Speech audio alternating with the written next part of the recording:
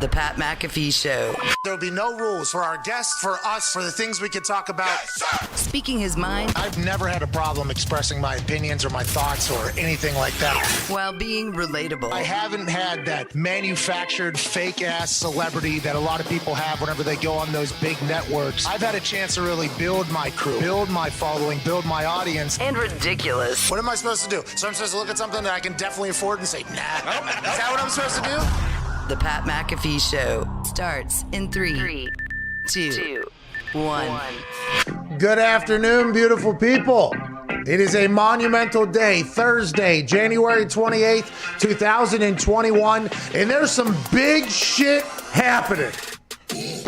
Shots to Twine for that beat drop. Speaking of dropping, Skunks have been doing that this morning, but now they're holding the line and fighting back. Yesterday, we talked about everything going on with GameStop, AMC, Nokia, in the Wall Street bet situation that's taking down the stock market. This morning, it was hard not to just watch that entire run. GameStop was making a run. It was climbing. It was climbing. It was falling. It was falling. It was falling. Then it was fighting back up. And we're going there. We're going again. And then everything just started to collapse because Robin Hood was not Robin Hood. Robin Hood was stealing from the poor and giving to the rich, not allowing a free market to happen, which is what they promote and which I promoted for them while reading Robin Hood app ads on this show. I'd like to let you know that I apologize for doing so. I had no idea that this was just a group of people involved in something that's been around since 1792. What? Is when this New York Stock Exchange began. 1792. And for a long, long time, a lot of people didn't understand what was going on over there. There was only a few people that go in there. You see these videos of people, hey, you see a lot of yelling and everything like that. And if you're not from the city and you're not in the economic world, you have no idea what's going on. But then Robinhood was introduced. E-Trade was introduced. These places were introduced. And they're like, hey, we're going to make it simpler for you. We're going to do what you need to do. Turns out that was probably all one big sham from the Robinhood folks, and I believe some other people. They were just trying to get your money in there to keep the Ferris wheel going around, because now that you've actually figured it out and got a chance to win some money, the people that you're winning the money from, guess what? On the other side of Robinhood, they say, no. Shut that sumbitch down this morning. You can buy stocks in the ones that are going to lose. You can't buy the ones that are currently winning. Not on this app. No way. And I guess we should have expected this from Robinhood and the others over there. And I feel like I've never been involved in the stock. Okay, not my thing. I've had a lot of people come pitch me to get involved in there. Obviously, when you don't come from money, then you make money. Obviously, you got all these financial experts that want to take your money and do things with your money to make you more money. But it feels like nobody ever really, sees the money that they make until a long time from now. I might die tomorrow. Who the fuck wants to play that game? How much money are you making off of my money all of a sudden? I had a lot of questions, and I was probably pretty difficult to deal with. But there was a lot of people that got in there, and I never really understood the whole thing. It felt like, I used to be a card player. Oh, yeah. Used to be a card player. There's a couple games that I walked into in my past where it felt like the dealer and a couple people at the table knew each other a little bit too well. And I'm not saying that they were rigging the deck, which is very difficult to do, but it felt like there was potentially some signals going on and things happening. And you don't want to cause a big, you just go like, okay, hey, I understand what's going on here. You kind of play it cool and you go like, hey, no harm, no foul. See you later. Not going to take money. Turns out that's exactly what the stock market has been. Yeah. The dealer has had a couple friends that have been in the whole thing. They kind of been controlling the whole goddamn thing. And now everybody else at the table is like, gotcha, bitch! And you can imagine that the dealer and their friends are going to shut everything down. I'm excited to see how this pans out. This is a big sports show, and we love talking sports gambling. And since in 1792, Wall Street was basically the first gamble that you could possibly have. And that's how you tie in the stock market into a sports show here on Sirius XM Channel 82, Mad Dog Sports Radio. T's and P's to everybody that was on a magical run, just making money hand over. Kid turned 50 grand into 15 million the other day on GameStop, and I'm assuming there's going to be other stories that come out, but it feels like that thing's potentially a little bit moving, a little volatile. Everybody on the internet saying, hold the line, because the short thing, I guess, expires here in a couple days. So if you really want to do your duty or whatever with the hedge funds that are betting against companies and trying to bury companies and everything like that, they're saying hold the line. I want to let you know, I did not get involved in this game, but from watching outside, I bet it's going to be very difficult for a lot of you guys to hold the line. Because the entire thing about stock market, buy low, sell high. Some of these companies, we all know, well, there ain't no way that company's ever getting back that high again. And if we're going to take a little something from the uber selfish rich folks that have run Wall Street for a long time, to buy low, sell high, that's what they do. Unless you flip that thing with the short and they try to bury companies and whatever, it's going to be difficult to hold the line. But those of you that are out there doing it, trying to fight against big thing, hey, good on you. More power to you. I don't think it's going to end well. No. I do believe there's a chance that there could be some, rippling effects from this whole thing with a lot of things. Oh, yeah. And when you're talking about a company that lost $13.1 billion the other day, the hedge fund that shorted GameStop basically, and then Wall Street Bets on Reddit found out about it and was like, well, that ain't what we're going to do. We're going to go ahead and flip that script. And they lost $13.1 billion, and they had to file for bankruptcy because they didn't have enough money to make up for the whole thing. So the richest people in their town, okay, those people that are running those hedge funds, became the brokest people in their towns overnight. I'm not 100% sure that's going to go quietly. No, I don't think but so. hey, I think this is the world, standing up for against a lot of big corporations, big things that have been in power for a long time. Good luck out there. As a person that's on the outside looking in, I do believe there's going to be fireworks. Yeah. And I'm excited to see how it all plays out. Know that this show has always been on the side of we are against the idiots getting in way of people doing good things. A lot of people making good money right now in a world that they never got to make money because it felt like it was rigged by the idiots against everybody. Now everything is flipped on its head, and that's where our show stands. Hell yeah. Other big news in the sports world, obviously there is actual news. Deshaun Watson has officially said, I want out of town. The Houston Texans, Jack Easterby and Cal McNair, the two that run that squad. Can you please put this picture of Jack Easterby up real quick? Bingo, this guy. Wow. That photo. Preach. Can I get an amen? That's what's coming out of his face right there. Do you see? He's literally, can I get an amen right there? And listen, there's nothing wrong with you being religious or being a priest or a pastor or a chaplain, whatever you want. People are making money in many different ways these days. Do whatever you got to do, whatever your calling is. The Lord called him. But I think whenever you go in and potentially brainwash somebody who's an owner, who's in charge of some things, and it potentially looks that way, some people are going to have a negative reaction to it. And that has happened down there in Houston. We have no idea if Bill O'Brien, which team he was on, how that whole situation panned out. But the Caserio GM hiring from New England, which was potentially by this Easterby guy from the Patriots who comes down to Cal McNair, prays with him, becomes his good side, starts being the one making the decisions around there.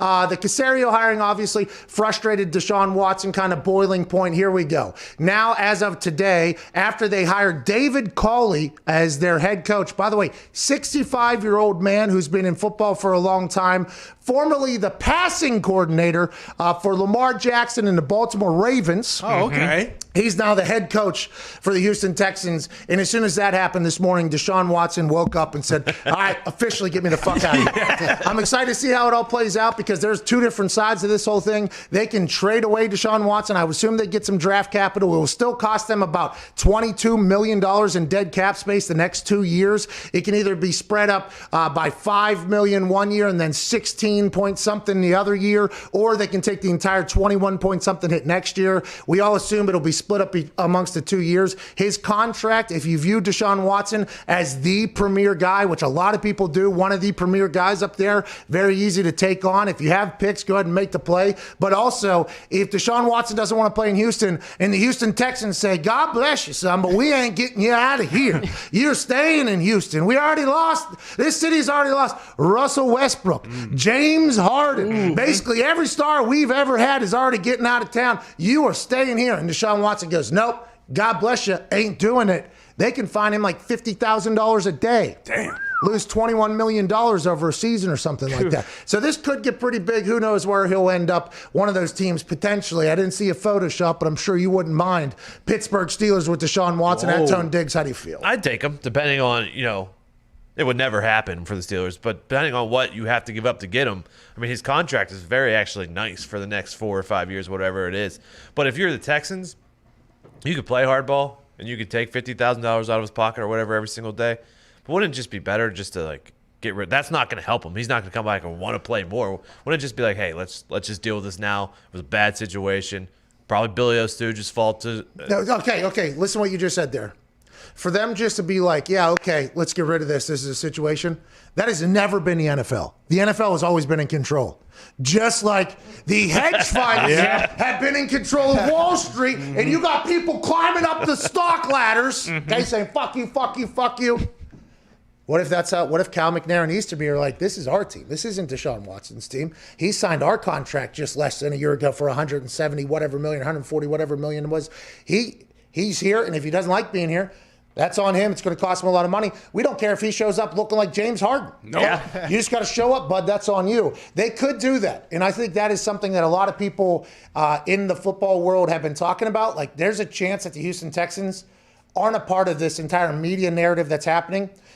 Maybe it's just Deshaun Watson's people are like, hey, we want him out of here. Maybe Deshaun wants out of there. Has anything been said from the Houston Texans, Cal McNair or Easterby, on how they feel about this? And by the way, that's hilarious that we're referring to the Houston Texans as Cal McNair, owner of the team. Easterby, former chaplain of the New England Patriots. Yeah. Have Cal McNair or Jack Easterby said anything that they would even participate in this conversation, or Caserio? I don't think they have. So, I mean, at Boston Connor, the New England Patriots going to need a new quarterback. What are you guys going to do? I mean, we're in the hunt, and you mentioned how Easterby, he's a big praying guy, but he's not praying to God. He's praying to his Lord and Savior, Bill Belichick. So I'm expecting Easterby and to Caserio put their brains together. Hey, look, the Patriots gave us everything. Let's just give them Deshaun Watson. Why not? We'll get N'Keal Harry. We'll be fine next year. So next year, you'll have a bunch of picks down there in Houston. You'll be praying to your Lord and Savior, Bill Belichick. That's right. And you'll get a chance just to run an entire place into a ground right underneath Cal McNair's nose. Exactly. It'd be wonderful. I mean, they're already doing it. Might as well just go full send and just fucking ruin the thing. This stinks for Texans fans. J.J. Watt's gone. Probably. Yeah. I mean, it saves him $17 million in his last year if they cut him. The cap's going down. You'd assume that is going to be a potential cap casualty, even though J.J. Watt's an absolute stud. Now you lose Deshaun Watson. Those two guys are every single page of your program at your stadium, and now you have to completely change everything over. And you have to sell your fan base on the fact that the people that are making decisions are making the right decisions. Oh, yeah. DeAndre Hopkins makes that catch over 4 people on the Hail Murray or whatever. I'm sure there's a lot of people in Houston that were like, oh, you guys are making the right decisions. Oh, that was a 4th-round pick you just sent out there. It's going to be tough to win that fan base who is very passionate, very loyal, back over, especially when it's been a long-ass time and they never had a quarterback until Deshaun showed up. And it's like, yep, get the fuck out of town because we don't know how to handle, relationships with people. So fucking either pray or get on. I mean, Hopkins had that unbelievable catch, but David Johnson had, 5 touchdowns, 500 yards Pretty this good. year? Do you remember the beginning of the season, by the way? That He was first balling. game. That first game. He looked unbelievable. They'll be fine with Davy Johnson. Yeah, I feel bad for Texans fans for sure, but it feels like he's going to be on the move. Is he going to New York? Is he going to Miami? I hope not. Is he going to New England? Jacksonville? Is he going to Jacksonville? People are saying potentially Jacksonville because that's the #1 overall pick, by the way. Oh, shout out Trevor Lawrence going to Houston Texans. Is that what people are saying? Hope you like praying. Hey, Trevor Lawrence is like, wait. When I declared, I did not know. Yeah, I was going to Duval. Urban Meyer. I was going to Urban Meyer. Con has that pool paradise down there. There's no state income tax. Well, Texas is also the same thing, I believe. So that's okay. But I thought I was going to a program, that we were trying to build up. Here we are, one that's just tearing down. Right, the whole thing. At Ty Schmidt. Intriguing information coming out of our conversation with Aaron Rodgers on Tuesday.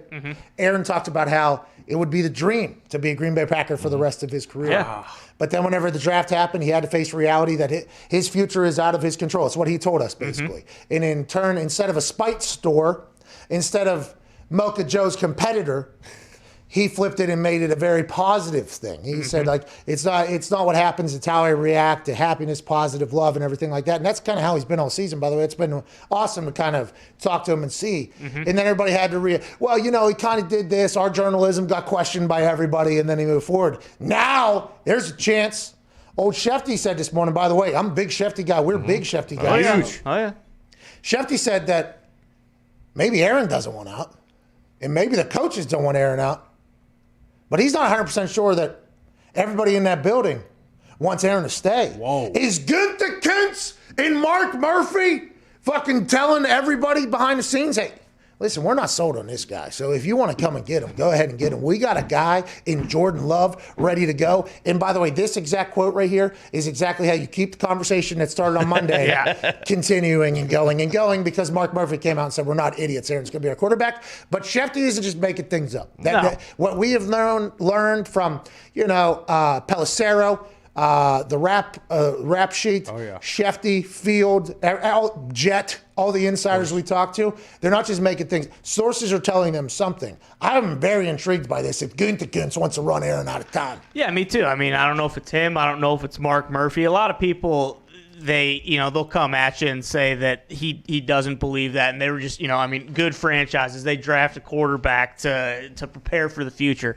I mean, we rehashed it all season. That's not what happened. Obviously, they thought he was declining a little bit. Otherwise, they wouldn't have invested so much in moving up to get this guy. Do you think at this point, though, with everything that's being said, the egos that are potentially in there more, do you think he's just all right, well, I'm gonna die on the cliff with Jordan Love then, no matter what. I don't care. You saw it with Pace, right, for a long time with Mitchell Trubisky. Yeah. You see that type of thing, and I got a chance to experience it a little bit with Trent Richardson. We traded a 1 for him, and it was obviously not work.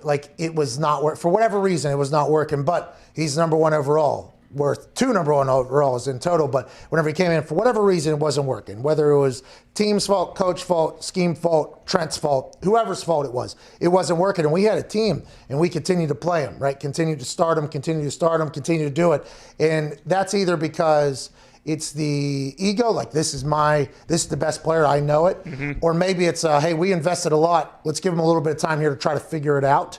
I'm intrigued if you're just what are you going to do? Just sit on Jordan Love? It was the number 1 overall pick. He didn't even dress this year. Nope. Are you just going to sit on that? Are you going to say, okay, this didn't work? Or are you just, going to do what has happened in the past where egos will get in the way and ideas, and maybe they're right, maybe they're wrong. They're in a position that we're not for a reason.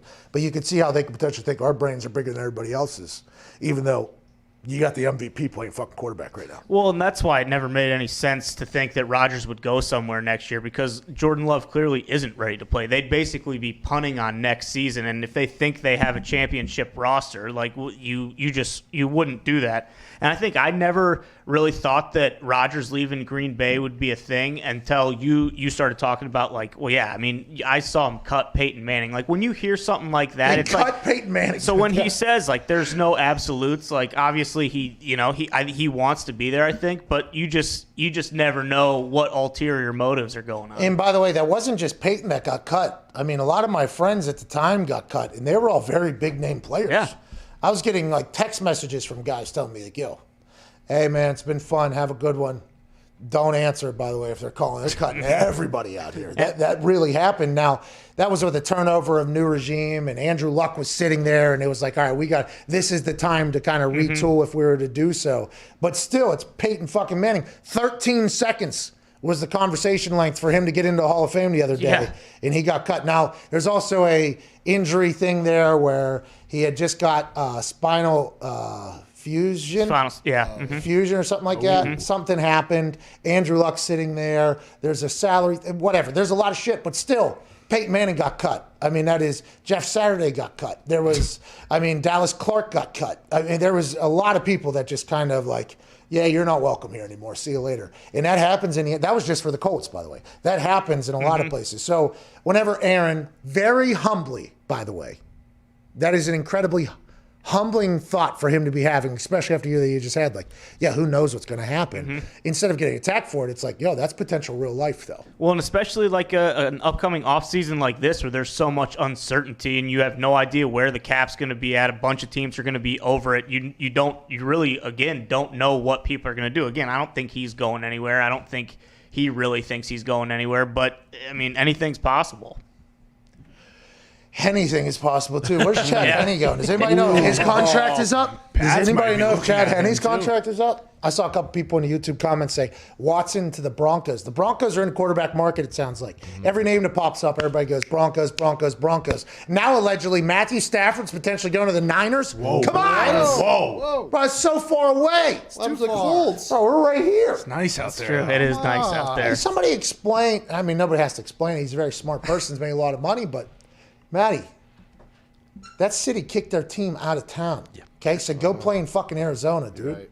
That team, that city's going to tax you 70% of your money you're going to make. Over there. Not here in Indy. No. Now listen, is Shanahan here? No.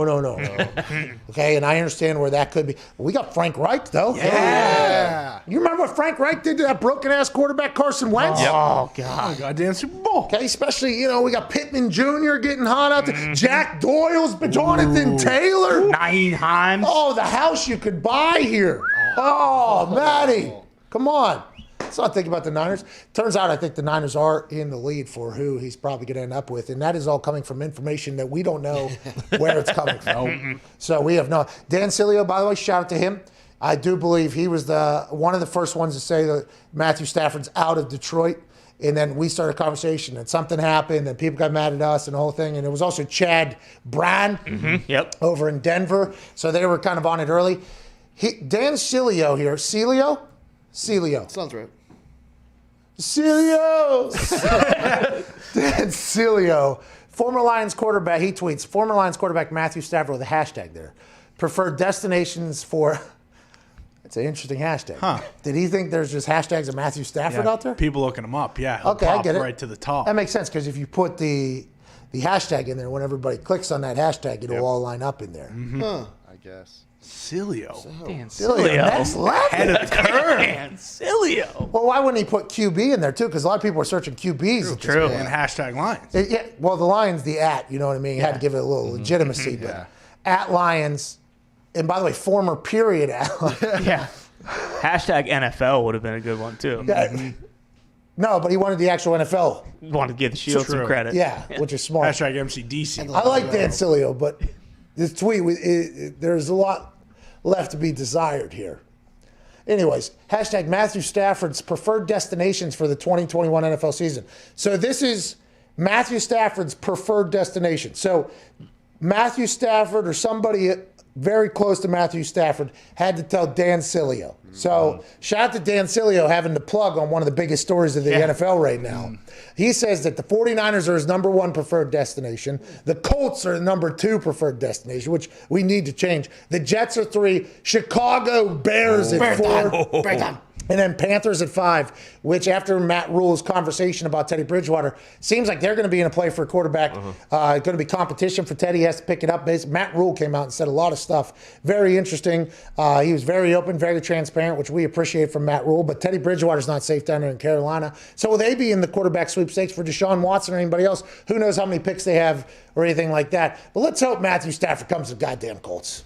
49ers, by the way, with Matthew Stafford, problem. Yeah, it'd be very, very good. That is a real problem. By the way, the other day we put Aaron Rodgers on the 49ers. A lot of people did, and we thought to ourselves, oh, man, that team's a problem.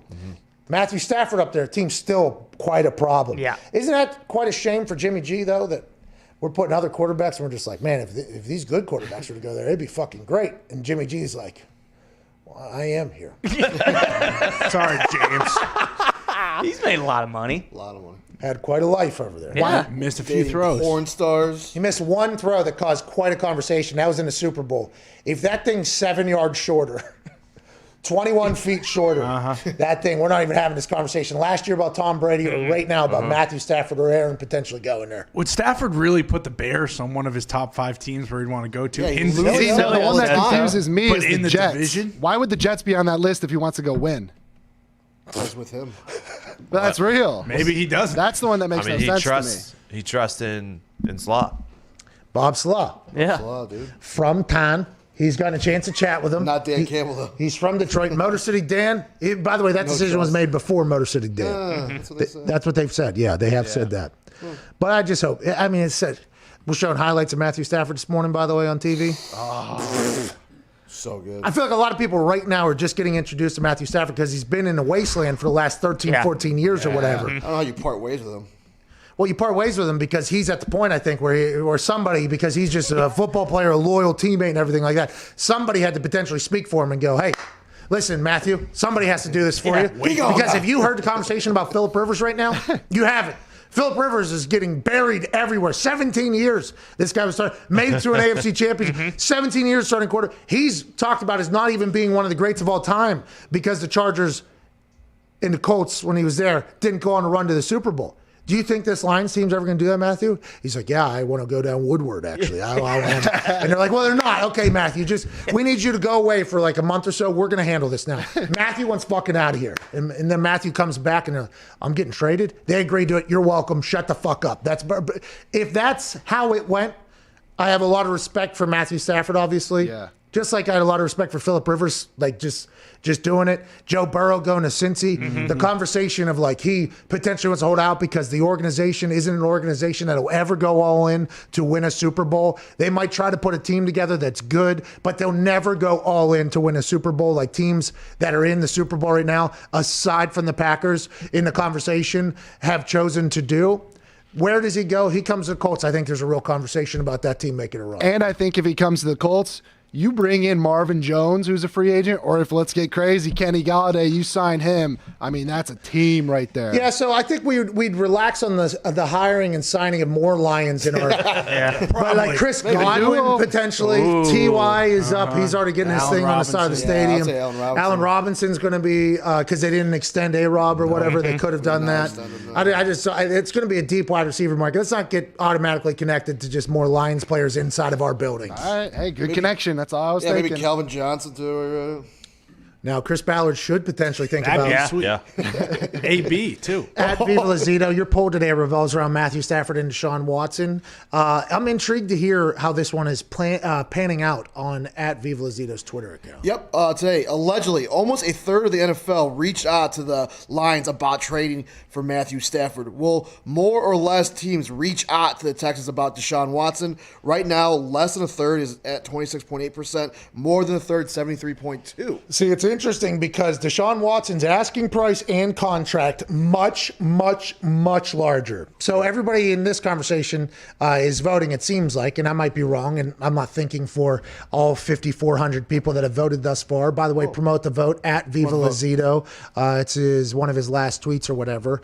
Deshaun Watson, obviously, these people were saying, much better quarterback than Matthew Stafford, right? Deshaun Watson had one of the best years he's ever had, looked amazing, and they lost 12 games this year. So he's in a bad spot, just like Matthew Stafford has been in a bad spot. But anytime you talk about a trade, and we mention this in every single situation with the Carson Wentz situation, there's what's coming alongside of it.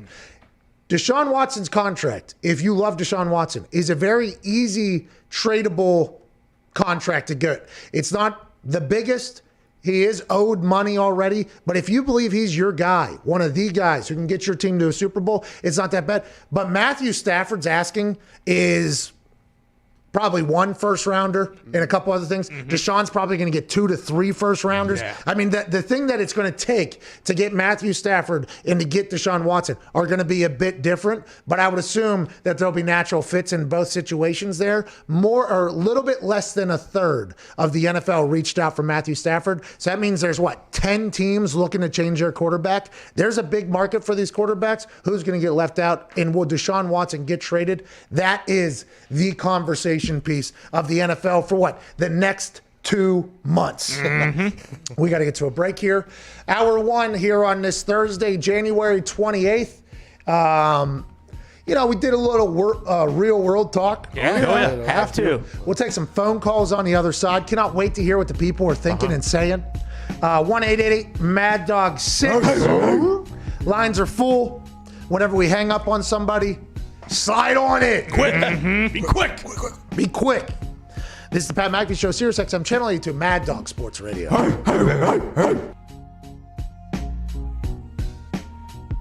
We are moments before going out onto the field and kicking some field goals to raise a crap ton of money for the kids.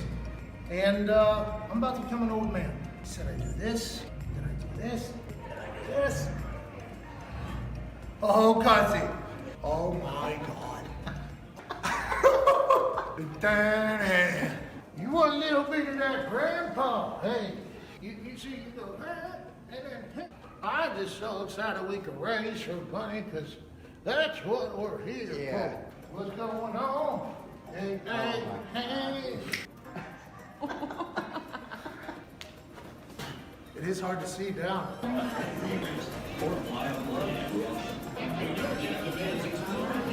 a cool grandpa.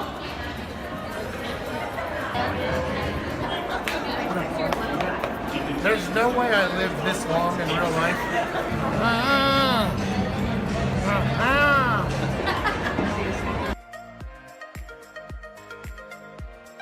Ladies and gentlemen, give it up for our contestant and cheer him on as he attempts to raise $70,000 for cancer research.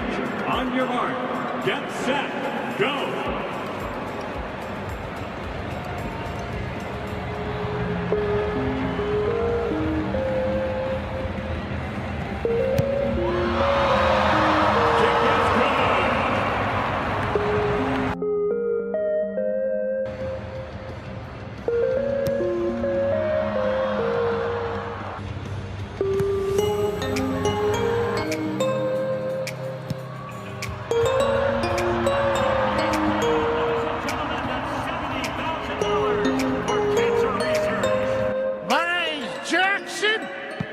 I've been a fan of the Colts since the Mayflower came from Baltimore.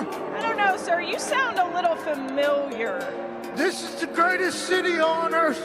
And ladies and gentlemen, it was my honor to raise $70,000 for cancer research. Sorry, I missed a couple. I'm an old man. Let's go. Let's Ladies and gentlemen, give it up for Pat McAfee and $70,000 towards cancer research. Go Colts! And the ball's leaning back.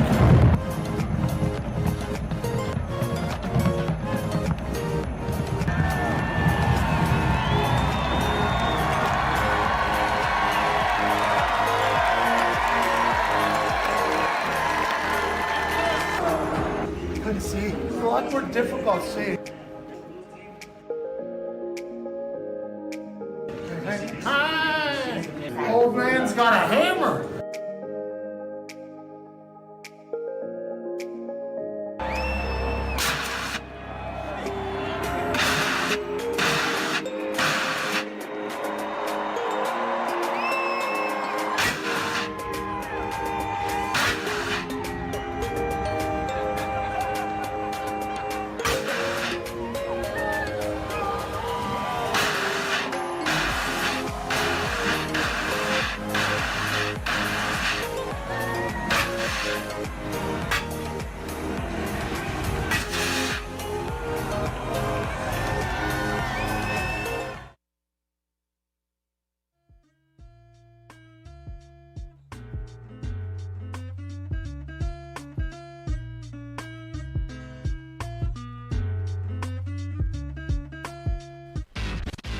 Do not talk about Pat McAfee. Do not talk about Pat McAfee. One fight at a time, fellas. The Pat McAfee Show.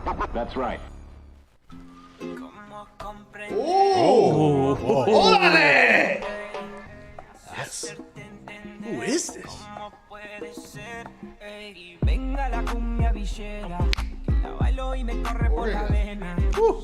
Is this copyright free?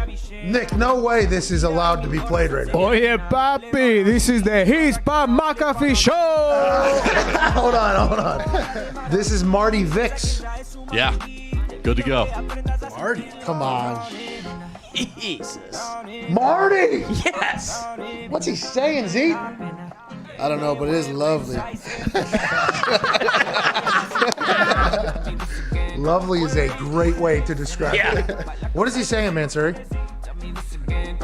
Buy low, sell high. You stop so you get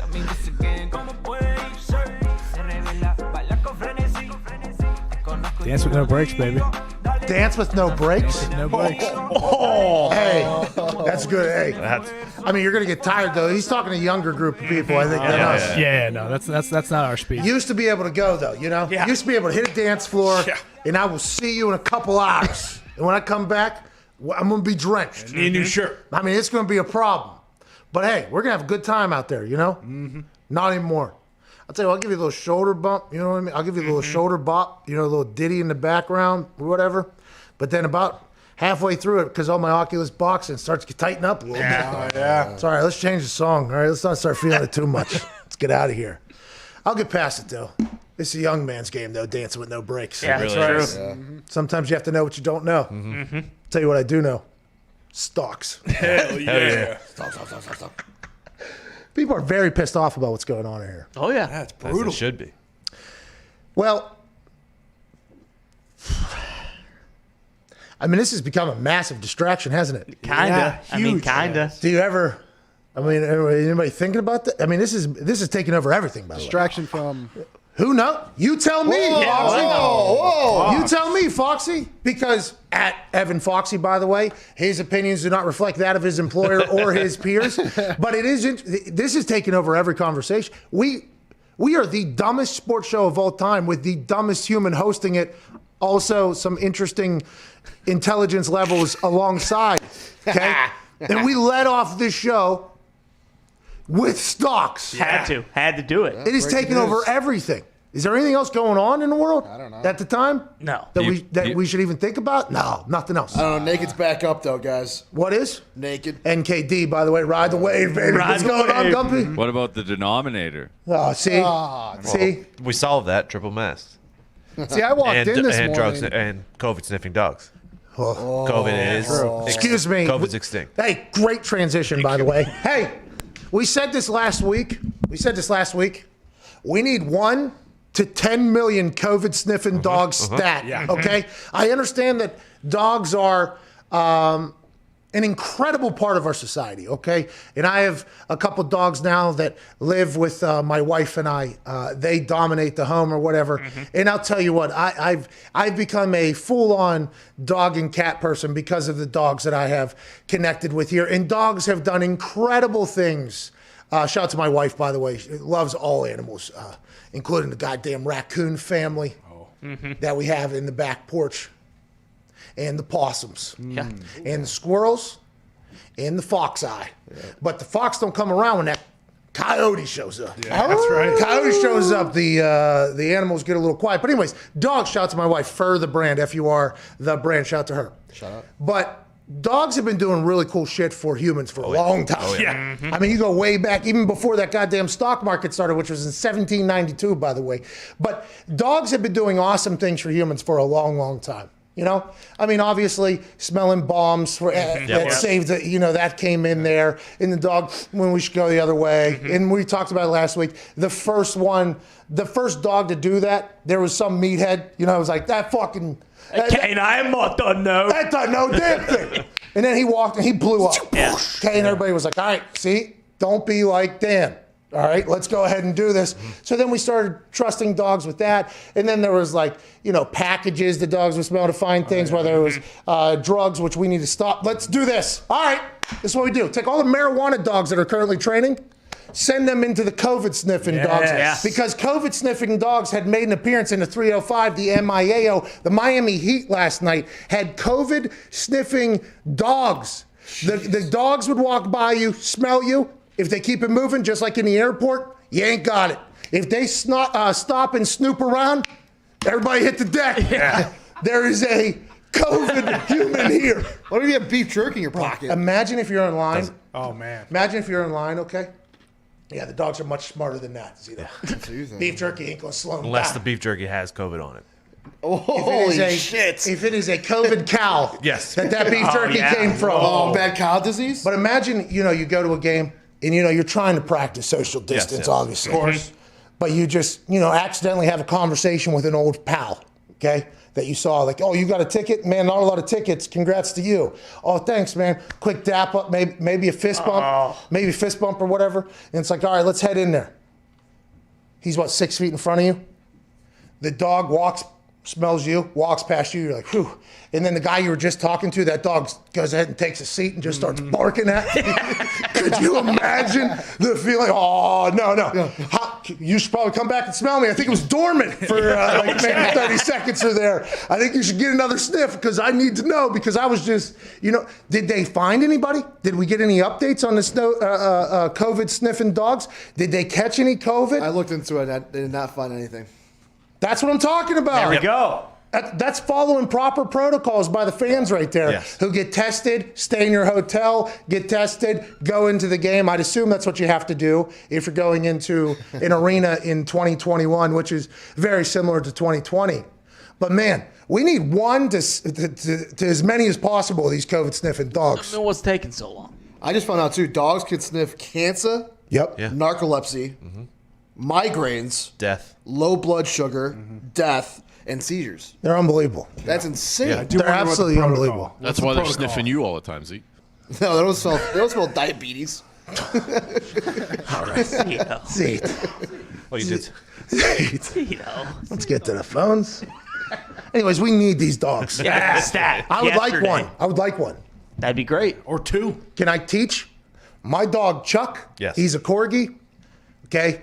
He is a passionate sniffer, all right? He will go, and then he'll boop with his nose too. So he's very intelligent. He's an asshole, but he seems like a, is there a step-by-step? Can I get a COVID sniffing dog for dummies book? And can I get a guide one to get Chuck to do this? Because then I just walk around with Chuck and he's what? I'm clear then, right? Yeah, I mean, if I know anything about corgis, they have, I mean, their noses can sniff a variety of different scents. So if you could somehow find like a COVID sample that, you know, you could maybe just out in the yard pop it to him. And then give him a treat. Yeah, give him a And little then treat give a- afterwards. give Ring a bell. And then give a non-COVID sample. No treat. Yeah, Chuck, nope. And boom, Chuck knows. Now Chuck knows. Now I got a COVID sniffing dog named Chuck. Huh? Yeah, What a time that would be.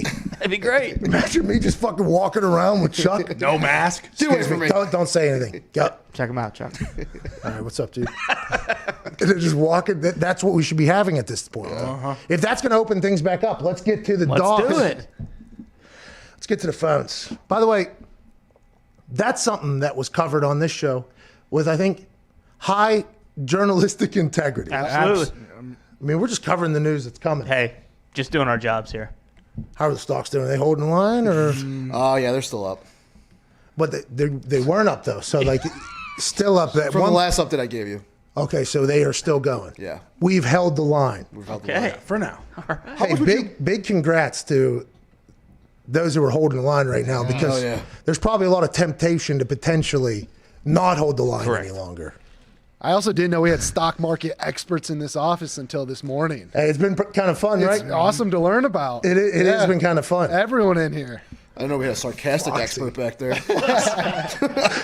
Foxy walked in this morning and some people were breaking it all down to him. He's like, "Oh, I didn't fucking know you." Is that what happened this morning? I've known these guys for 3 years, and not one mention of the stocks has ever happened until today. Wow, Like, you you've known us are. forever. You The kid never went asked straight us. from college to here. He knows nothing about. Oh, Foxy? Yeah. Yeah, Foxy Guys, has had I a very definitely interesting don't, but that's life. why I wasn't talking about it. It was also interesting to watch Foxy go, "Oh, this is nothing. This will all be over soon." And then the stocks skyrocket through the roof the minute it came out of his mouth. Oh, yeah. That did happen. He's using his mushed curse the for short. good. He's using his curse for good. Yeah. It's about time. Foxy's a hero. Let's go to Jeff in St. Louis. Jeff, what's going on, dude? What's up, Pat? How you doing, man? Hey, not too shabby. We just learned Foxy's a hero, and that's a big change for what has been normally happening around here. So, I mean, pretty breaking news, I guess, on this particular Thursday, but we're just hanging out, pal. What do you got going on? What do you want to talk about?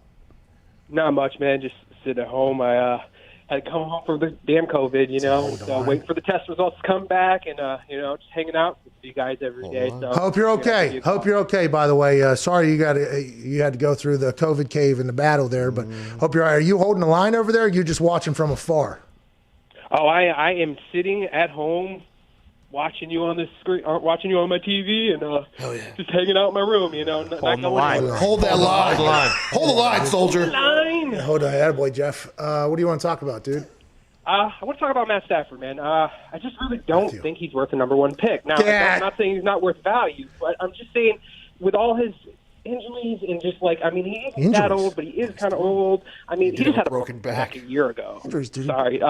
Jeff, okay, very valid point there. And maybe people will be a bit scared because if guys, have any red flags injury-wise, that can predict you wanting to draft somebody in certain positions. So I could see how you could potentially spin that into he's not worth it. Didn't he finish the season, though? Yes. Yeah. Okay, so what are we even talking about? He was on a terrible team and he finished the season. The guy has, obviously, you don't play that long in the NFL at that position and not have injuries at some point. I mean, if you basically look around, I think, except for Tom, I guess, right? Aaron had a broken leg. Yeah, Tom blew his knee out. And he had that thumb injury before the AFC. Yeah, so if you're playing football that long, especially for that team, you know, and passing the ball that often, I assume you're going to have injuries. But he finished the season, so it's just like any other. You're getting a veteran quarterback. You're not getting like a quarterback that we don't know if their body's going to be able to hang or not in the NFL. He played with a broken neck, though, right? Or broken back. Broken back. Fucked up thumb, bunch of ligaments messed up in it, I think. Ankle was bad, ribs. too. Yeah, like that's a, you know. It's a guy. That's a guy you'd like in your The Lions would have went 0-16 without him this year. I guarantee it. That question's also fun to do with a lot of other quarterbacks. What do you think the Packers are without Aaron Rodgers? Probably just flip it, 3-13. There's no. By the way, they have a lot of good players on that team. Okay, let's not get crazy. They do. And it's been fun being a fan of that team this year. And I assume there is potentially some offense taken by some of the players on the team whenever people say stuff like that. But whenever you think about like what the teams at the very, very top, which you guys are competing with right now, are doing, it could just be one piece that's like a massive addition somewhere, like an X factor somewhere. You know, like all it takes is that one thing, and that's what we're referring to. It felt like if this season, while watching why he's winning the MVP, it's like, yo, if they didn't have the quarterback that was just like, okay, I'll go out and score whenever I want, however I want, with the incredibly talented weapons, okay? But maybe you put in another quarterback in there and similar results happen. It's not going to be the same, but similar results happen. I get that. But if you put him, a basic quarterback in that team, or somebody that isn't like a dude, like a guy that'll be talked about forever as one of the GOATs, I mean, that's a very different outcome, I think, for that Green Bay Packers squad. Yeah, it puts a lot more strain on their defense. I mean, like, and then, on their special teams. I mean, they shit-canned the coordinator yesterday. So yeah, okay. So I was intrigued about that because Mo, the assistant special teams coordinator, Maurice, just call him Coach Mo. Like Drayton. Drayton, yeah, Drayton, Coach Mo. I liked him a lot. He was a good guy. And whenever I went up and when I called the Packers-Lions game, I got a chance to see him, and talk to him a little bit. He was very relatable. He was assistant for us, just like he was assistant at Green Bay. A lot of people, I saw some people were pushing him to become the special teams coordinator. I like Mo a lot as a person. I think he was liked by a lot of people in there. I know a lot of people respected him. And Tom McMahon, I mean, he's had like a bunch of coaches now at this point go on to be special teams coordinators in place and have success because of the playbook and the things that you put together. I would assume Mo has access to that from Tom. They're very tight. But if you don't focus on having a special teams weapon or two, I mean, it's not really going to change anything. You know what I mean? Like, you have to have some players in there too. Right. You know, like Mo can do so much, right? Like I think a coach can do so much, but if you don't have dudes in there, Mason's a dude, right? Okay, there's a guy. Yeah, I think you have to find one at punter. Like I think, and this is just me coming from a punting position that I was in where I played pretty fucking good. And Vinatieri was pretty fucking good too. So, and you have to have like 2 to 3 like special teams dudes. And then you got the kicker, punter, and the couple special teams dudes that you keep around can kind of control most things, right? Like there was a couple guys through my career. Sergio Brown was the first guy. I punted to Sergio Brown basically every single time. Then there was obviously Matthias Farley, Colt Anderson, and then Chris Milton. But there's just like 1 or 2 guys that you have that you just kind of punt towards. You know what I mean? Dewey McDonald was a guy that Darius Hayward-Bay became one of those guys. So if you have 2 of those guys on your team, all right, 1 for PP and 1 that you can use as a gunner, and then on kickoff you can put them in different places, and then on returns you can have them running all the blocks or the roundup blocks down the field or the potential pump blocks in their smart heady play. I think that is a big benefit to your team. The Patriots for a long, long time, they always have a guy. They always have a special teams guy, kicker, punter, always good. Like that is a way to handle 1/3 of the game without having to invest a massive amount of money. And I think that's what Bill Polian's method was. Bill Polian was a lot less on, I'll give you 2 good players. He was more like just 1 because we've paid, Peyton, Freeney, Mathis, wide receivers. So special teams, we just need a good punter, good kicker, and hang on, basically. But I think that's the only way you really change that. You got to have a little bit of a focus when it comes to personnel in there. Well, to your point, before the guy that just got fired, Sean Menenga, was there, Ron Zook, they had the worst ranked special teams in the league, like the year he got fired. Yeah. So I mean, Zook was an interesting special teams. Yeah, he stunk. He was fucking terrible. I think they tried to run a. I forget what it's called. Basically like a pull shoot. Yeah, pull shoot block on us, which was illegal. And Tom McMahon was not happy because it felt like Zook was trying to potentially take someone out. Huh. No, not like try to take me out, but they were getting people very close, like every single time, and they were doing it from something that wasn't legal at the time. So Tom McMahon was not happy, and I assume Tom and him had a relationship too. So it was like a friendship. I don't know if it was a friendship or whatever. Well, not anymore. But I remember that conversation happening either during the game or after the game because I don't notice that shit. Like, hey, I'm just catching the ball and I'm gonna kick the ball, and I'll tell you what. Guys are really close right now. Yeah. I don't know what the hell's going on. And then he gets the sideline. They're running a pull shoot. They're running a pull shoot. I don't know. Oh, they're just setting me up. Oh, damn. All right, I'm going to get this one off a little bit quicker. To your point, having dudes on special teams, too, like you were able to pull, like Darius Hayward-Bay you mentioned. Yeah. You went and actually said, like, hey, Fought let's for put him, this yeah. guy on here. Like the Packers, I assume they don't have someone who's like, you know what, that guy's probably going to do well with us if we can use him on special teams. He was awesome. Guy runs very fast, was very tall, and was like a super nice guy, and we weren't really using him on offense. Hey, can I just get him just to run? Is there any way we can just have him? And I'll just punt right to him the entire time. We got to ask Darius or whatever. And then Tom McMahon went to bat for it. And then he got out there, and then he got like a 3-4 year deal with the Steelers as a special teamer, basically. Yeah. It was really good. You got to have one of those guys, though. And whenever you watch the Packers do any special teams this year, it was very obvious, like, oh, they don't have a guy. Because there's that one time where that return happened where J.K. Scott got shook. Yeah, against the Jaguars. And they had 4 dudes lined up straight behind each other. Like, hey, that can't happen. Hey, that can't happen. Can't win with it. Can't do it. Can't do it. Now, can your punter just eliminate the returner every single ball? Yeah, he can. J.K. might get there. Who knows? No, it's not. Get rid of him. Don't be so negative. I mean, he stinks. Why are you so negative? Come on. Because he stinks. He shrinks in the big moments. All right, let's go to Craig in Illinois. That's rude of you, by the way. Well, you know, Put just, Tavon at gunner. just calling it like I see it. He does Pilates. I don't know if he's because like the person has to agree to do that as well. You know. Oh, okay.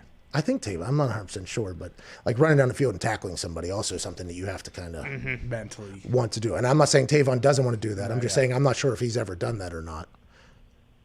He took one back 98 against me. Oh. Tavon just like high step by me too. It was tough. It was very tough. What do you want to talk about, Craig? What up, Craig? Hey guys, can you hear me? Yeah. How are you? Hello. Well, Craig stinks. Man, he had something good too. I doubt it. No, I think he probably did. I think Craig probably did. You know, because it sounded like there was a little bit of excitement there or whatever. You know, Like I got a good one. I think he did. But for some reason, sometimes that tech will just get you at the wrong time. What are you going to do? 5G. And also, I mean, you're on your phone right now on an internet that is currently entrenched in battle. Exactly. Yeah. You know, so maybe that's on us, Craig. Craig. Sorry, Craig. Should have closed out of his Robinhood app. Well, think about the owners of the Robinhood app. Man. They had this brilliant idea. Hey, look at this. Boom, boom, boom. We're going to do this. And then something like this happens, and everybody else is calling them like, you motherfuckers. You remember how much fun you guys were having? What are you going to do? Shut them down. We can't do Shut them Shut down. him down. We can't. Shut them down. Then they put a tweet out. Due to volatility. Yeah. Oh, wow. Crazy time to be alive. It seems to only, somehow compound on top of each other to get even more ridiculous as the days go by. And our job is to talk about it. Observe and report. We will do such a thing in the next hour alongside Jack Conklin. Ooh. Tackle, I believe. Right tackle for the Cleveland Browns, formerly of the Tennessee Titans. Stud. Cannot wait to chat with him on the other side of the break. He got about 6 minutes here on this Thursday, January 28th, 2021. We'll see you then.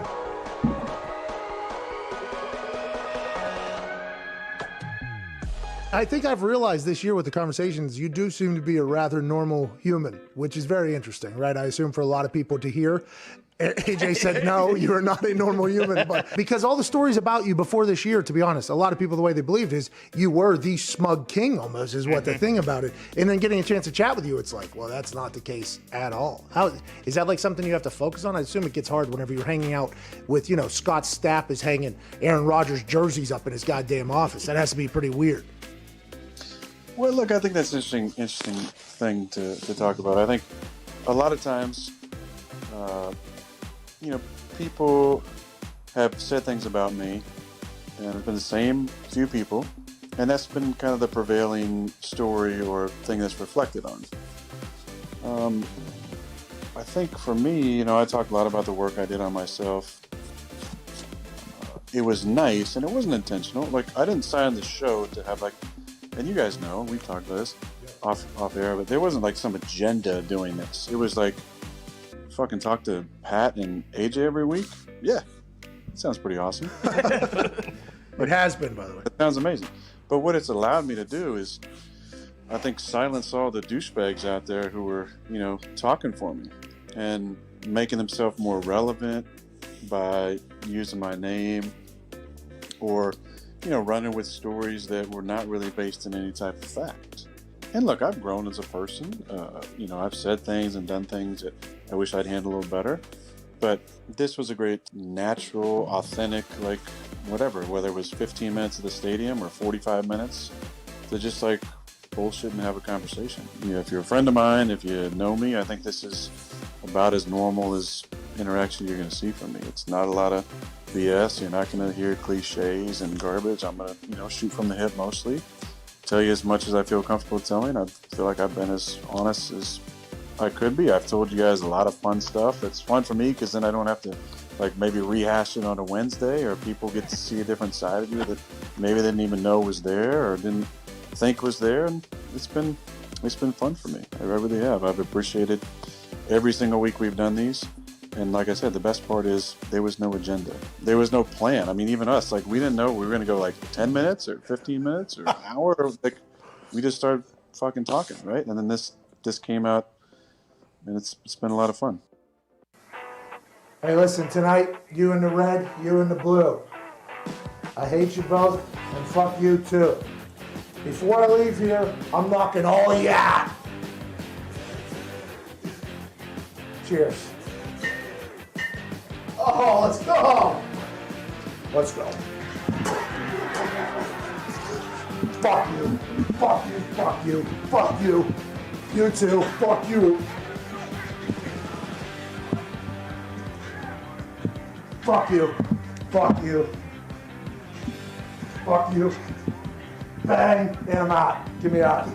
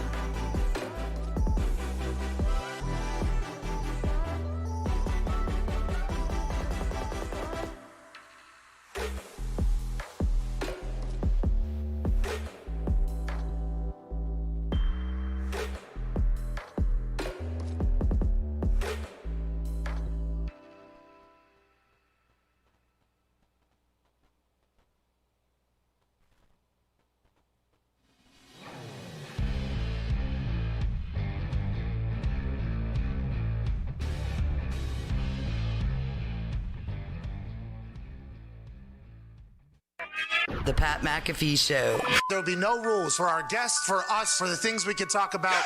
Speaking his mind. I've never had a problem expressing my opinions or my thoughts or anything like that. While being relatable. I haven't had that manufactured fake-ass celebrity that a lot of people have whenever they go on those big networks. I've had a chance to really build my crew, build my following, build my audience. And ridiculous. What am I supposed to do? So I'm supposed to look at something that I can definitely afford and say, nah. Is that what I'm supposed to do? The Pat McAfee Show starts in 3, 2, 1. Welcome back to the Pat McAfee Show here on this Thursday, January 28th, 2021. Hour 2 begins immediately following this beat drop. Shout out to Twine for that beat drop. We were just trying to figure some things out there literally as we were coming on air. Mike Mayock, general manager of the Las Vegas Raiders. It's on me. Mike Mayock, formerly of NFL Network. Yep. He endeared himself to many on NFL Network with his analysis and his breakdowns and his conversation. He's come out and said, I was disappointed in the productivity of our rookies. I'll be the first person to admit that. Who's that, Henry Ruggs? Is that Henry Ruggs? And he got hurt this season, right? He missed some time, yeah. So it was Ruggs, and then the corner, Damon Arnett. And then last year it was Cleveland Farrell, who went number 4 overall, who hasn't done anything. Josh Jacobs, who has been good. And then Jonathan Abraham, the safety, who doesn't know how to practice. Oh, yeah, he just spears people at practice, but he does fly around. And I believe he also got hurt and This missed year. the rest of the season this year at some point in mid-season. Yeah, so I'm intrigued by that. That conversation is going to be had about something about going on in the Raiders operation. Are they moving forward with Okar? Are they not? I mean, that's a very interesting thing, let alone all the other question marks around the NFL. There seems to be, though, that there is no question mark about what this team's going to be going forward over there in Cleveland. For a long, long time, the Browns is the Browns, dude. Okay? Long time. And then this year, Andrew Berry becomes general manager. Stefanski becomes the head coach. Baker Mayfield seemed to find his groove. 2 running backs got going, and they got into the playoffs this year. Hey, here we go, Cleveland Browns. Here we go. And it seems like there's no slowing down right now for the Cleveland Browns. Joining us, a massive asset that was added to the roster to add to the success of their run game that has 2 incredible running backs. Formerly of the Tennessee Titans, now right tackle for the Cleveland Browns, ladies and gentlemen, Jack Conk. How's it going, Jack? Good. Thanks for having me on. Hey! See that? Did you see That's that? pretty good form right there. Thank you. You see, keep the chest square. You know what I mean? Keep the legs driving and pump the arms as if I'm fighting somebody. Jack, the success in Cleveland, you weren't there, obviously, for any of the down times for the Cleveland Browns. But this year, the incredible success that you guys had, how did it feel in there? Does it feel like that culture is only getting started in the organization? Yeah, definitely. No, I think it was actually pretty crazy. I think how quickly it all took. You know, especially with this year with COVID, having the new staff, having a lot of new guys brought in, for us to be able to. We took a beat in that first week against the Ravens, and I think that was really what woke us up and figured, hey, it made guys have to buy in and figure out, how we can be successful all together. And, you saw it as the year went on. We started to gain some traction and losing. And the biggest thing, too, is we did that almost the whole year without, Odell out there. And we're going to get him back. And, our entire team is pretty young, and we're going to get majority of those guys back. That's awesome news for all the people of Cleveland in the dog pond who have seen some dark days in the dog house. The Andrew Berry moves of bringing you in, paying Hunt in the back, then bringing in, obviously, you have Chubb already there, and then the way the offense was kind of forming. I assume Andrew Berry had a vision for this team, and I assume he talked to you about it, about what the team was going to be going forward from an offensive standpoint. And is that why you ended up signing with the Browns, because of that whole, aside from the money, by the way, congrats. But is that congrats on that? But was that also a part of it, like kind of the vision of what the offense was going to become? Hey, we're going to be able to run the hell out of the rock, and then play action is going to open everything up. We think it'll benefit everybody in our offense, including Baker Mayfield. Is that kind of how it all went? And do you guys know that's your identity going into games? Yeah, definitely. I mean, coming in, leaving Tennessee and having Stefanski coming from Minnesota, we had the same sort of zone style offense, like you said, that run heavy. And, I love to, for me personally, I love to run block. I don't want to be sitting back and throwing the ball 50 times a game. And, for them to pitch that, we're going to be the wide zone. We're going to come out and run. And, when we do pass, a lot of it's going to be play action. We're going to get, Baker out of the backfield. We're going to be moving along and we're going to have that marriage of the run and the pass and really just try to sell that. And, as an offensive lineman, you hear that's gold. I mean, it's like you're telling me I don't have to sit back and block these nuts rushers over and over again. Sign me up. And to have the team buy into that, because, those are hard. Sometimes a lot of, you talk about nakeds. I don't know if you've heard this even, but a lot of times for offensive line coaches refer to elephants on parade. When offensive linemen are just running to the sideline. It doesn't really look like they're doing anything. And that's sort of where we, as an offensive line, had to buy in to make our run game and our pass and our play actions look exactly the same. And that's a pretty tough thing to do, to be able to sell those defense and to buy those backers. But it's been fun, and when you get it going, I mean, it just makes life easy. Yeah, we talk about how much easier it is for the offensive line whenever you choose to run the ball, right? So, because does that put obviously the defensive line now has to guess whether or not the knuckles are white or the knuckles are red or whatever from Invincible, I believe. Yep. Mm-hmm. Invincible, Vince Papale. Is that why it makes it easy? And if you were to go to a team that doesn't run the ball as much, your life is drastically different, I'd assume, even though you're playing the same position?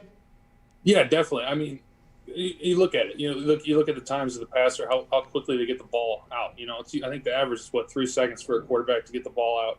And if you just have that defender waiting a second to read because he's not sure if it's a pass or a run, that's just that's a third of the time that's helping you be able to get into a better position. So hey, if I'm jumping the guy and he has to stop for a second, I can get my hands on him and grab him. Whereas if he knows we're passing, and like you said, he's putting all that weight on his hand, he's just taking off as soon as he can. And that's just, not only is that easier for him because he's going forward and we got to get back, but it also is the timing. He gets all 3 seconds to rush, where it might be of the 3 seconds. If he thinks it's a run, it takes half the time off.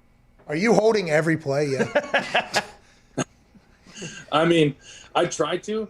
I think every offensive lineman does. I tend to break a couple fingers every year. So do you have the? Yeah, I mean this one's.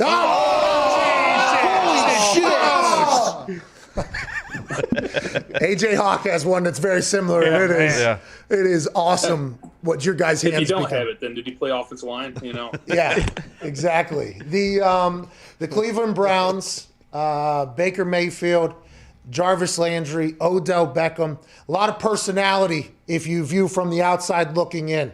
How has it been in there? Because when we talked to Jarvis, man, I learned he's incredible. Austin Hooper, incredibly cool people, it seems like, on that team. Yep. Is that what it's like in the locker room? Now, granted, with COVID, you guys weren't even allowed to eat at the same tables, I don't think, or anything like that. But did it feel like it's a really cool team that's going to be able to stick it out and kind of grow together, it felt like? Yeah, definitely. No, it's a bunch of cool guys. And like you said, it's a lot of personalities, but I think we're all pretty young guys. We're all guys that are trying to build something here, and we're all sort of bought into the same mindset. And there's times when you're not going to be mad about stuff. But the interesting thing with our locker room is the guys. My locker was right next to Odell's, and I talked to him after practice about stuff, and whether we were upset about different things, we were able to hash that stuff out.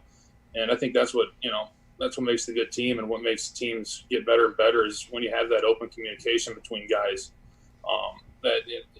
You might be frustrated at something, but if you can get it off your chest and sort of hear what the other guy's side of the stuff is and why they think things will work, it sort of helps hash things out.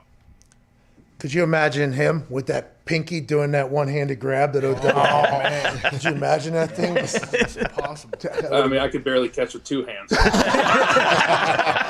not going to have tackle eligible, huh? No tackle eligible. Don't need it. Diggs, what do you got? Jack, you talked about coming over from the Titans. Vrabel and Stefanski, basically the same guy, same coach? About the same size. I think, as you can tell, they're about complete opposites.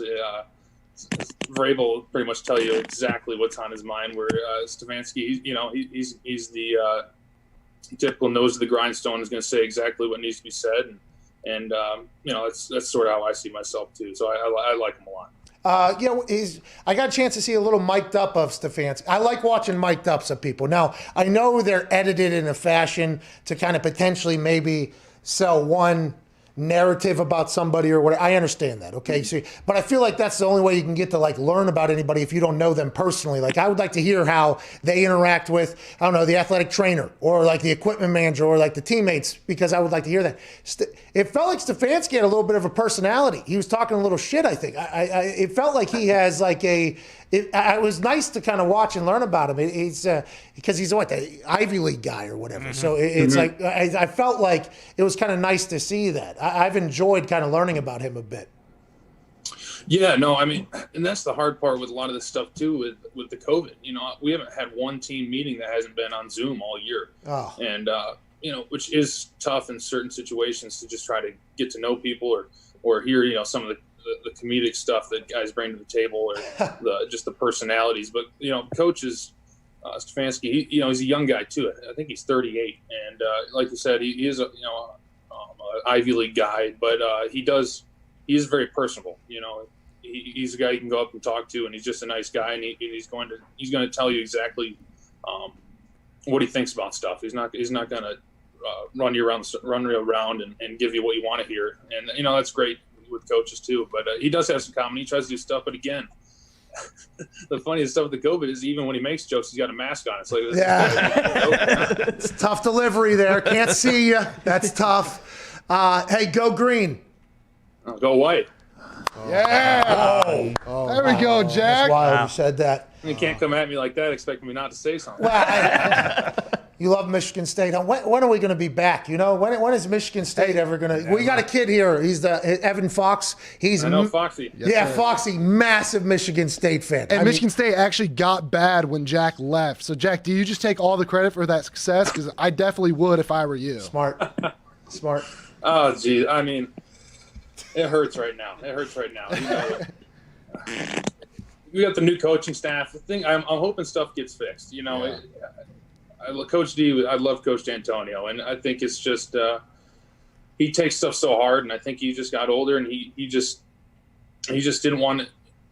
It was hard for him to stay in it. He's a guy who takes everything to heart, as you would say. You never really got to see. He's another guy I would say you never really got to see his personality, because whenever he talks to media, it was all gruff, and he's not saying anything. But it's all because he protected us. He was awesome. I can't say enough good stuff about Coach D, but they got to figure some stuff out up there. Yeah. Not a lot of go green and go whites in public anymore. It's a lot quieter. It's a lot quieter chant than it used to be. Mac Brown told me I got a chance to call one of his first games when he was at UNC, and I hadn't known him, but the TV crew I was with worked with him last year, so they were like friends with him or whatever. And I asked him, like, hey, why'd you stop at Texas or whatever, and then why'd you get back into it? He said it got to a point where if they won, it was a relief because the amount of pressure was on, and if they lost, it was devastating, he said. So there was no, I think if you coach long enough, that ends up happening. Like I think that ends up happening if you're one of those style of coaches or whatever. So yeah, I could never coach anyway. That's too much. I can't imagine the recruiting too and all that stuff in college. I don't care enough. I don't care. No, I am so sorry.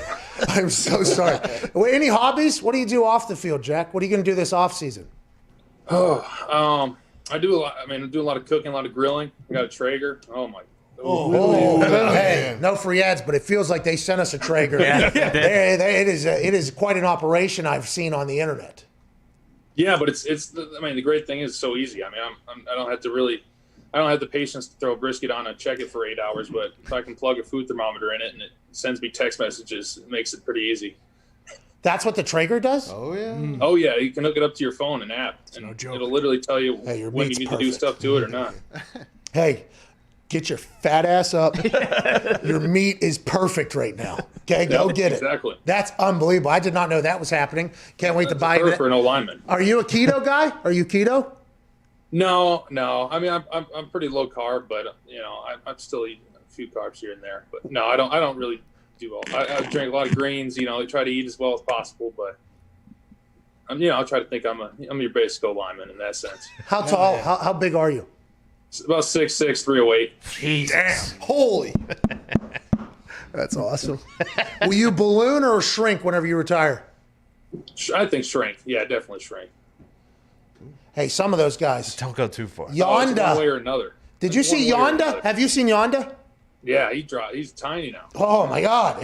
He came on the show for the first time ever being on the show. I'd met him in real life a couple of times, but his first time on the show, and his face pops up on the screen up here like you did, FaceTime. And as soon as ladies and gentlemen, Marshall Yonda, I did the whole thing, and his face popped up, and I was like, "Oh, we got catfish! Like this is the wrong guy. This is not Yonda." And then he said something. I was like, holy shit, look at you. And then also, who's the Steeler that dropped down? Faneca. Faneca. Oh, yeah. He does Iron Mans. Mm-hmm. But hey, Joe Thomas did too. Joe Thomas, yeah, he's keto, I think. That's why. He's ripped. Yes. Have you got a chance to chat with him at all about this? I was just texting the stuff because, again, it was just all, with COVID coming in. That was the weird part. My first day going into the facility, I had no idea where anything was. First day of camp. All right. Is this my lock? I'm over here. Yeah, pretty big signing here in the offseason. I haven't seen the place. I hope everybody's really nice over here. What do you got, Nick? Jack, you came from the AFC South. You come up to the AFC North. As a Steeler fan, we like to think the AFC North is rough, tumble. Is it really that much different, or is it just football? No, we play tough football in the South. Go ahead and tell them. Go ahead and tell them, Jack. I mean, it is, but then you look at the playoffs. There's 3 AFC North teams in the playoffs. Jack. True. Yeah, that is very true, Jack. I mean, it's the Midwest football. It's tough people. It's tough cities, and I think the teams really buy into that. I mean, it's the Steelers, the Browns. I mean, it's the Ravens. It's the Bengals. It's just a bunch of teams with a bunch of fans that rely on football for the happiness in their life too. And it's about getting out of the factory and hey, what's my team going to do this week? And if we win, it means a lot more than it means a lot more to these people and the whole towns and everything's happiness, and it's awesome. Did you guys ever talk about that? Like, has Stefanski talked about, because the dog pound has been through some shit up there in the AFC North for a long time, and they've always shown up. Always. It felt like we played there late season, end of the season, I think, later in the season. They were already out of it. It was cold. I mean, it was cold. Windy as all, and they were there losing their minds. I think that is a fan base that I think, whenever you guys finally get to play in front of them, I think that's going to be an awesome thing up there. Yeah, no, it was definitely a topic. Just, hey, this town, this city deserves it. Like, they've been through some stuff, and we have the chance, we have the team that has the capability to put the Browns back on the map. And like you said, that was the biggest bummer coming here this year was, I think I was talking to actually Stefanski about it. I think right after we beat Tennessee, we had the next week, I think we were either 8-4 or 9-3. And we were going to play Baltimore at home on Monday, and I was like, imagine how this place would be rocking if the Browns started December. I think we're 9-3. Can you imagine how loud that place would have been? That would have been awesome. And I think it's only going to be louder next year whenever they're allowed back in to celebrate this past season and most of the season. Hopefully, all the seasons going forward. Jack, can't thank you enough for joining us, man. Well, thanks for having me on. It's fun. Where are you staying? Are you staying in Cleveland? Are you in Michigan? What do you do? I'm in Cleveland. Yeah, I have about a 4-year-old daughter, and we have a newborn, so can't really do much traveling right now with the COVID and everything with the new guy.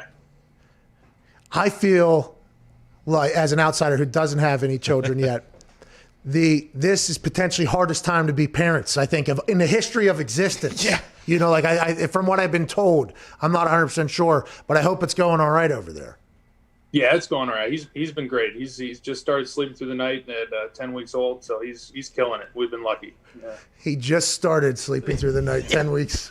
Hey, man, you're the best. I assume All-Pro dad as well. All-Pro tackle, ladies and gentlemen of the Cleveland Browns, Jack Conklin. Thank you.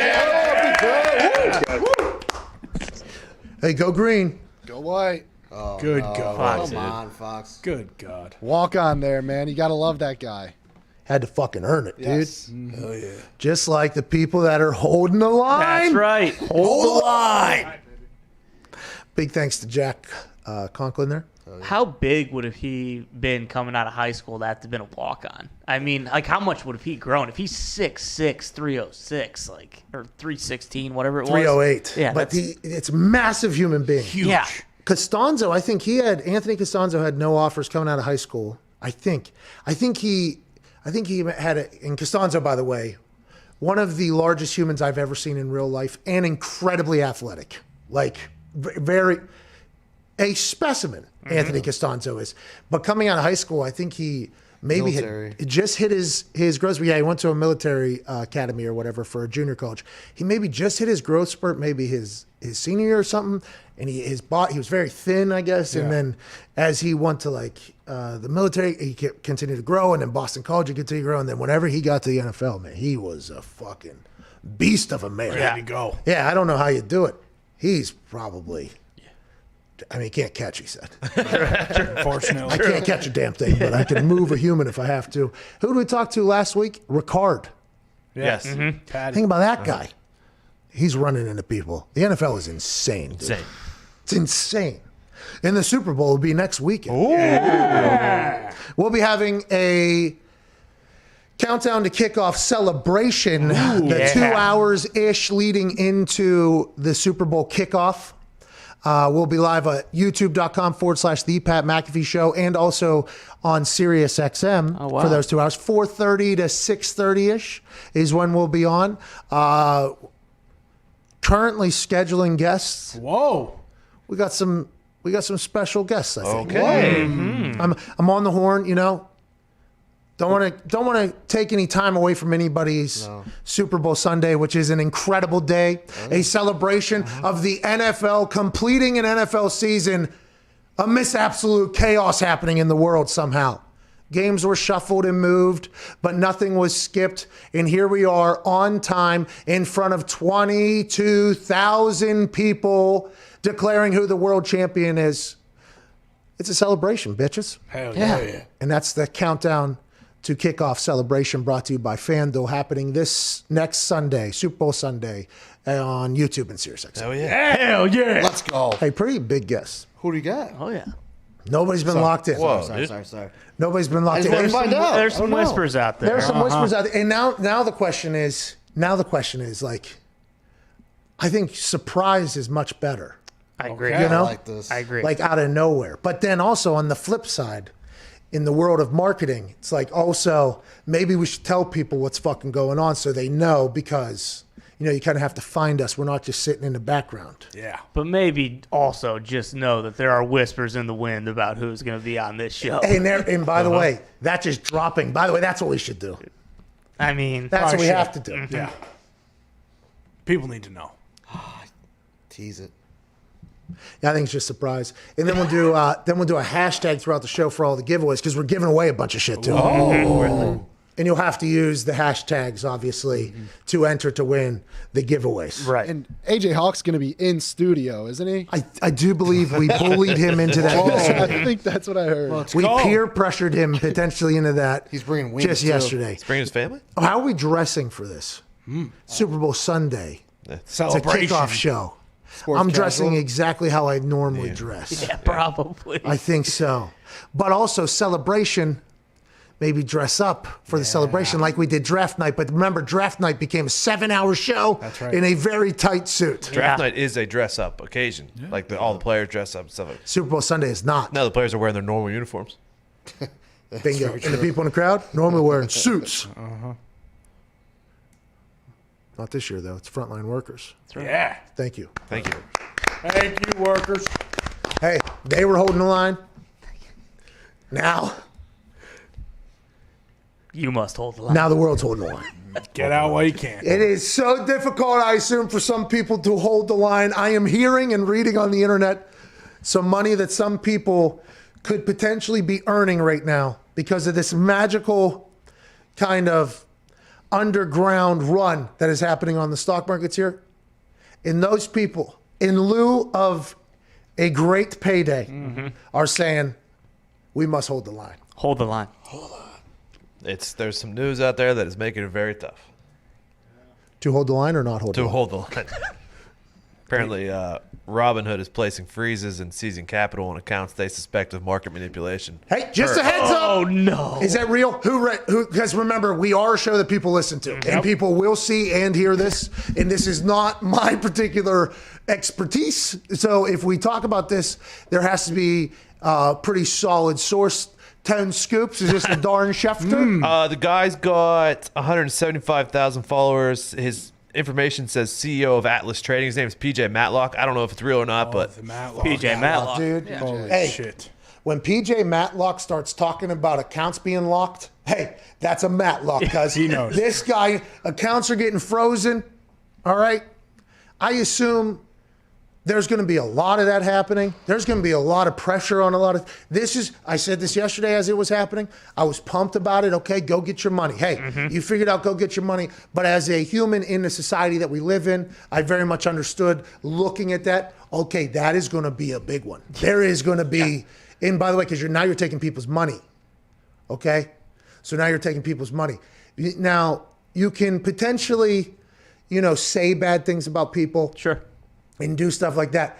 But when you start stealing people's money, I think that's going to frustrate people. Oh, yeah. But the people that are going to get frustrated here are going against this immovable object that has been around for what? Hundreds of years. And I assume there's been a lot of people that have just been raking in that work. I've never even, you put your right foot in, never. Put your left foot out. Never did any of it. And I never shook it, ever. Do the in hokey there. pokey. Never did it. No shaking it all about. No hokey in pokey. the stock market at all. Not even put your right foot in. I've never done it. But I've always just assumed there's people that are just really killing it over here. The Warren Buffetts of the world. Of course. The hedge funds you hear about. Hey, they are probably killing it over there. But I don't know if this is a game for me. Those people have been winning for a long time. Now they're going to lose. That's going to be a hole. That's going to be something coming too. This is only going to continue, by the way. And it's all started on the internet, which is where we live. Hell yeah. So we're going to be put your whole body in. Shake it all about because it's going to be all around us. Which takes us back to one point from earlier. Hold the line. Well, I would. It takes all of us. It does take all of us, but is there anything else going on in the world, or? I don't know. I don't know either. I don't pay attention enough, but I'll tell you what, my timeline has never been, it has been flooded with a couple different things here. And this one seems to be maybe the most explosive possible. Yeah. Oh, yeah. Now, granted, there was some crazy shit that has happened. Yeah. Crazy. A lot of idiots doing a lot of dumb things, okay? This one I think it's going to be, because the internet is a place where things just get going, Yeah. Hey, what are we doing? Well, you tell me. Yeah, we're rolling. Snowball. There's some counters missing on some news channels, too, I've noticed lately. What does that mean? Oh, really? They took it down because this morning it was like watching a horse race. Yeah, it was awesome. Oh, it's climbing. Oh, it is falling down into second place there. It's dropped down from 370, 374, 377. Now we're climbing back. We are fighting. Oh, and we just took quite a fall. Hold the line, they're saying on the internet, but it is not doing such a thing. Oh, my God, AMC is dead again, out of the race. It was Don't stop, though. GME is climbing back. It's fighting the good. Oh, it is slowing down now. We are dropping to lows that we could not have forecasted just 7 seconds ago. a different counter is missing. Yes. What does that mean? On a news network. We got to go to a break. Sounds like a cryptic message right there. Very. And I'll tell you what. There's this little chewy thing I took over there. Now is not the time for that particular thought of what he's trying to say. Cryptically. I think it was a denominator counter. Oh, here we go. Oh my God. At Boston Connor. Should I stop by BB&N today and pay my respects? He's back in Boston. I guess so. Should he stop by or what? If he wants to go take a look at what a real ISL school looks like.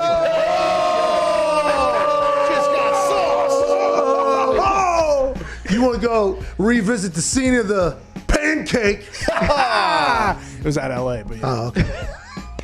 Yeah, seriously. You'll never forget that, by the way. No, I'm still there right now. You're going to be there again. Yeah. I think it's going to be a different memory. Roles reversed. Good for AJ Dillon, man. I'm happy to hear that's still going to happen. Yeah. I mean, we were going to try to force it into happening, for sure. It was always going to happen. Okay. Who's bringing the pads? Do you have to buy? Do you have to go to like Dick's? Oh yeah. I still got my hip pads. I mean, I got those. Tail pads? Tail pad? I got my Need tail pad. He wears around the With house. that terrible belt. Oh yeah. Oh. That like string. Oh, yeah. Uh-huh. You need to have. By the way, we need to get you AJ Hawks High School. Yeah. pads. Hey, got to bring them next Sunday. We'll get you a girl too. No, I'm all right. Yeah, I need a girl. Keep the kids. Yeah, keep the kids. And we'll get you a helmet that's really good. Yeah. That'll be easy to find. Wes Welker helmet. Got to call old Mr. McMahon up there. No, those in didn't Denver. work very well. Hey, can we get a space helmet? Oh, okay. Oh, you got Tony's plum helmet upstairs. An astronaut's helmet. I got a couple helmets. Might need the Steve Tasker for this one. I do have a few helmets. There are a few helmets around. We use one of those. But I think I have a couple of my playing ones. They've gone helmet to helmet before, pretty high speed. Okay. Hell yeah. Maybe I got I don't know. I mean, I already got my strategy, so. How many do you think there's only gonna be one? One, Oklahoma Joe? Yeah. Well, yeah, I think I'm going to either break my back, break Best my three. ribs, No. or be knocked You gotta go out. best There's three. gonna be more 10 than minute one. period. Shouldn't be a sideline. We'll see. Yeah, I saw Drill that too? too. I'm just telling you what a lot of people thought. I think that's what a lot of people thought was like it's gonna be a few. Look, Yeah, I'll draw up the waiver after this, but I mean, it can't be more than 10 yards or I won't be able to live. You and your lawyer getting it together. Next to Drawing it up, send it to my accountant too, make sure all finances are in order. That's gonna be interesting because what he did to the Tampa Bay Buccaneers the other night. Yeah, I saw. He just put the whole team on his back, though. Dudes. We got to get to a break.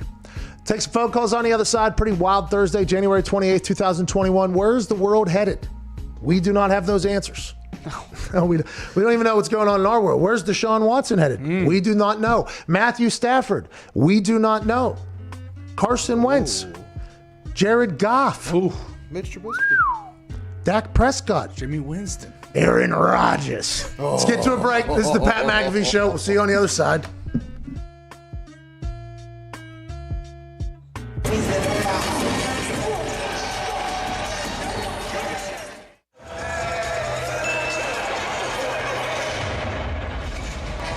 Los Angeles Lakers, welcome to the Blender, the home of a team and a fan base on a playoff push the likes the world has never seen before. Crescent City, get on your feet for tonight's starting lineups, brought to you by Sprite, an incredibly refreshing drink. Starting at forward was the number 2 overall pick in the 2016 NBA Draft. Now he's an NBA All-Star, Brandon Ingram. At forward, this man has been dunking on little white kids on the internet for 10 years. The incomparable, unstoppable, 6'6" phenom, Zion Williamson. At center, standing at 8 feet tall, from Georgia Tech, number 22, Derek Favors.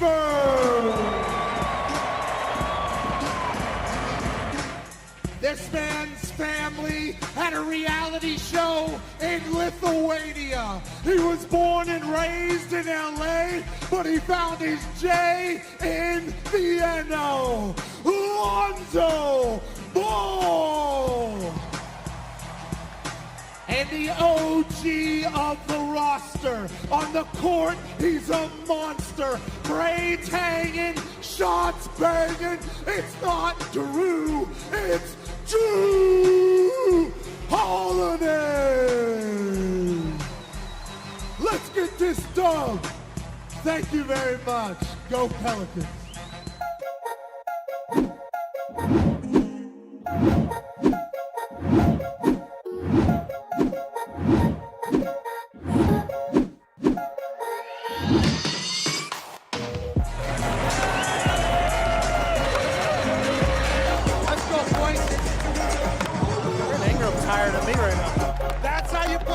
basketball.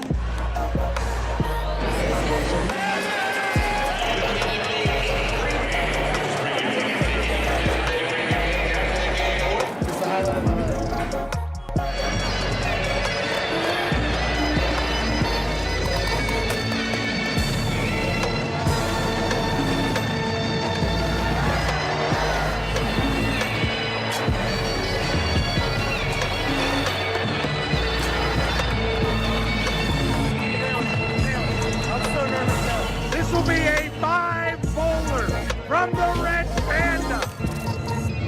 Up we go. Yes! Yes! Yes! Red Panda!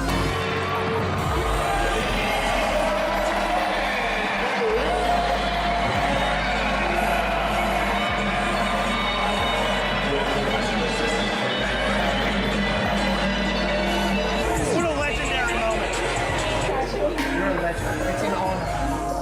Right, so mission accomplished, right? Come down, intro some players, throw some bowls to Red Panda, fly back to Indianapolis. I didn't think I could continue to be an FCC regulated person without really hitting my max potential. And that's why he's with us. I love it. The Pat McAfee Show on Mad Dog Sports Radio, Channel 82. I didn't know if I hit the button or not. You got it. Right on time. What's up, Seat? Welcome back to the Pat McAfee Show. I have some breaking news for you. Ooh. Not about anything that you guys are thinking. Okay. Hold the line, though. Hold the line, though. Even though it's, I assume, looking very difficult. Oh, yeah. Get out, make your money. I mean, that is one thought. Like, hey, we're actually taking money here from... We're Robin Hooding, potentially. Yeah. Oh, okay. But on the other hand... Hold the line. Hold the line. From deep in the mountains of Humboldt County, California, our friends at Cannabis CBD, the nicotine and tobacco-free dip alternative with CBD, are launching the Super Bowl competition for loyal listeners and watchers. They have an unbelievable offer for the first 20,000 entries for a chance to win a free tin, a free hat, sent to your house free of charge with no purchase necessary. Head to CannabisCBD.com/Super Bowl and follow the easy prompts to get first dibs in the competition. All right. Cannabis CBD. Okay, here's the rules. Right. I was about to say. Okay. I'm intrigued to hear about this whole thing. I mean, is this my first time reading this as well? Maybe. Potentially. But how can you read with actual surprise if you're not actually surprised? Yes. Cannabis CBD is proud to announce the Super Bowl challenge. I'm not sure they're allowed to do that. I think that's going to cost a potential lot of money. Cannabis CBD is proud to announce the Big Game Challenge. Hell yeah. Will it be mighty Kansas City hailing from the land of barbecue at -3.5? Or will the team from Tampa ride the GOAT into football eternity and win one for the home crowd? Hell yeah. The first 20,000 contest entries are eligible for a free tin and free shipping for guessing the Super Bowl winner correctly against the spread. That's right. Free. To top it off, you get the combined point total. Cannabis will send you an embroidered hat free of charge so you can pack lip boomers and look like a kingpin at the kids' softball game or while you zoom in from the home office. Awesome. Love that. Head to CannabisCBD.com/Super Bowl. I mean, guys. Can't do it. Can't do it. CANNADIPS-CBD.com/Super Bowl. Okay. Maybe the way you pronounce it, it's all one word, right? Superb Owl. Yeah. Superb Owl, no space. CannabisCBD.com I'm sorry, I read that wrong. CannabisCBD.com/Superb Owl. No spaces at all. Yeah. Because the link. It was a great owl, wasn't it? It was a good owl. Superb owl. Woo-hoo. It was doing. One of the best. That son of a bitch is superb. Hell yeah. Now we do it. Cannabis, by the way, tobacco and nicotine free alternative in patches that, Ty, you've been chewing since you were like 8 years old. You said this was the only thing you've ever tried that made you say, you know what, pretty similar. Yeah, I mean, I get the chaw and it doesn't have any of the harmful stuff. It's pretty great. How's the flavor? Pretty good, not bad. It also feels like an actual dip, like some of the other ones don't, which is huge. So yeah, it's good stuff. And it gives you a little. Yeah. You guys love that. You guys that chew, you guys love just doing the old dramatic. Yeah, but I mean, I would actually prefer just putting the baseball in and just leaving it there. You're just not even doing that. Yeah, but then at some point you're going to have to, and it'll probably be the biggest one. Yeah. Good point. Yeah. And then you guys, you're 100%. You guys love the. It's like a bird call, mating call almost. Anybody want in this thing down here? Come on over. Come on. I'm taking about half the tin there. Top shelf, bottom shelf. Oh, we're going up a decker. Oh, hell yeah. Putting it in there. It's similar. It is very similar. Go ahead, put it in your toes. I could never do it. For whatever reason. I just couldn't. I tried numerous times. I mean, every training camp, there's normally an entire bout of everybody's chewing, at some point, because you're just hanging out at night. It's something to do. And a lot of guys don't want to, get a little buzzed, but don't have to get drunk. Because, there's practice early in the morning, and then also the sneaking of the booze into the thing. It's always an interesting situation. So everybody, and I'm always like, you know what, I'm going to try this out. And every single year I end up laying in my bed, just spinning. Like, what the fuck? This is worse than if I would have drank an entire bottle of wine here. Yeah. And it just happened every year. It just happened again. That's why you smoke butts. That's why I did, at least. Because same thing happened to you, huh? Same exact thing. Turn white as a ghost, have to go to bed, wake up the next day, still feel like shit. Yeah, or you can just stop all the tobacco stuff and go to tobacco-free option with our friends at Cannabis CBD. Love well said. That's what I recommend. .com/superb owl. I don't know how long they paid for an ad, but they're very lucky they caught me in a particular brain space that I'm in. There's a lot of weird shit happening in the world right now. Too much. I mean, there is some crazy stuff going on in the world right now. And we're just floating on by. Let's go ahead and get some phone calls. Let's go to Matt in Illinois. Matt, what's going on? Hey, Pat and the boys. How are you guys doing? Hey, not too shabby, man. How are you? Not too bad. I'm in my classroom right now trying to call in, so it's a crazy time. It's a crazy time. You're a teacher or a student? I'm a teacher, yeah. Oh, what are the kids doing? What are the students doing right now? Is this high school, college, middle school? Movie day? High school. I don't have any students assigned in right now, so I'm alone. What's the class? What do we teach? History. Oh, American world. U.S. history. I'll tell you what. What will the book say about what's going on right now with the Wall Street bets operation happening, you think? Hey, I hope it continues. I hope they continue to take all of Wall Street's money. I really do. Yeah, I feel like your internet's probably not going to be working for a long time. I think they're probably going to shut you down for saying that. I do believe that is an interesting thing, but I want to let you know I thank you for going out and saying that. What do you want to talk about today? I am the historian, so I will be writing the history, right? Oh, hey, that has to feel pretty good, right? Is that like you become an official historian? Technically I am a historian, which is kind of strange to think about, but yes, I can write books, write papers, everything I can that a historian would do, I could do.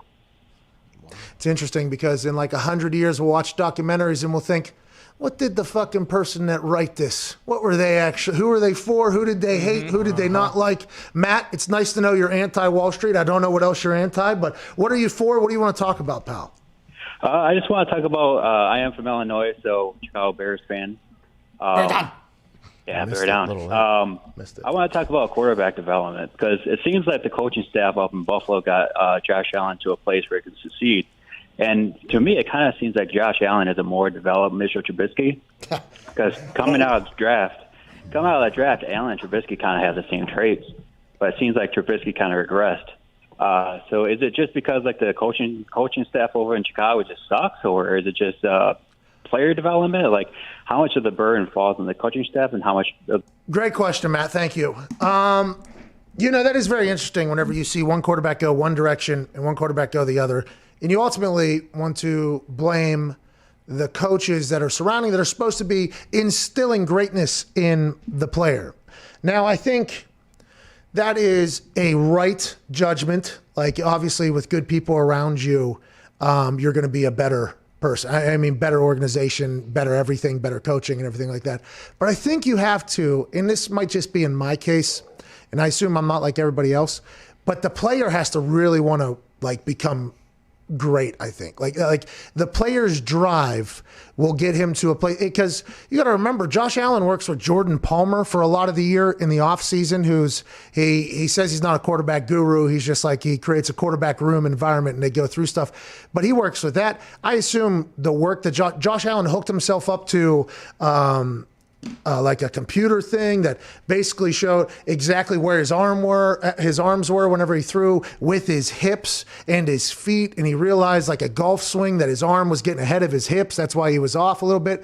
So I'm not saying that Josh Allen hasn't received great coaching in Buffalo. I'm assuming he has, but it's all the other shit too to buy into. I think a lot of it revolves around the player. I think the coach definitely helps, but if you have a player that is like, okay, I am going to become great, like that is what I'm going to do, that is a weapon, and I don't think it truly matters what coach is coaching you at the team.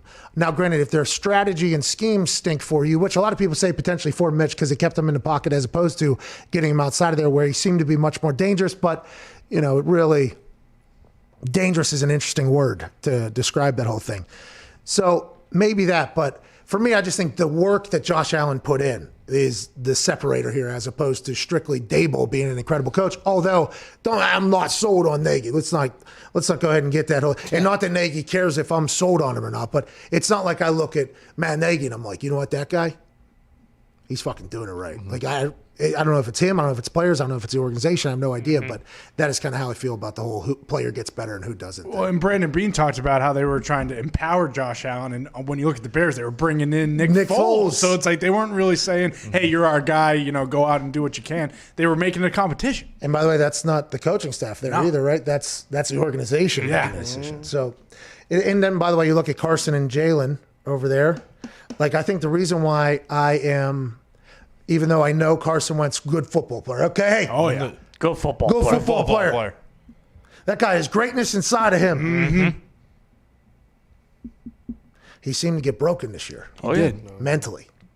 And that's the most important part of professional athletics. That's why pick 199 can go on to be the greatest of all time. The mental aspect is everything. And maybe he just had a bad year mentally. Maybe he figures it out. But for me, if you're picking up that big of a salary, I'm just not 100% sure. You're like, okay, this guy's just going to be able to flip the switch back on, because what if he doesn't? Okay? Whenever you see those, like, savages, they're like that all the time.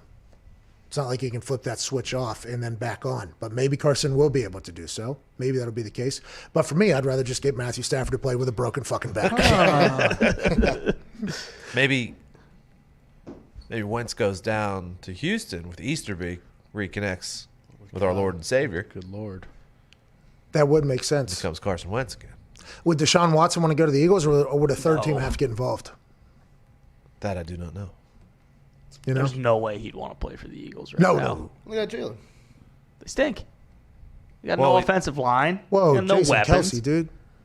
If the Texans play hardball, don't they worry about losing the best possible offer, though?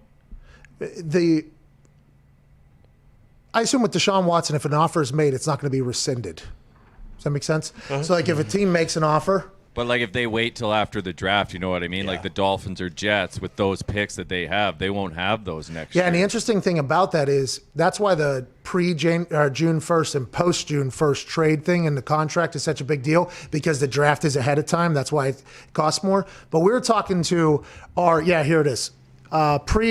June 1st trade, the Texans' dead cap will be $21.6 million. And if they trade him post-June 1st, it'll be $5.4 million next year, where we know the cap's going down. And then in 2022, it'll be $16.2. Same exact amount in dead cap space, just one is split just off of next year, and then one is split over 2 years. So you would assume that the Texans would want to do the post-June 1st one, so that they only have to eat 5.4 if they trade him. Now, this is just from a Houston standpoint.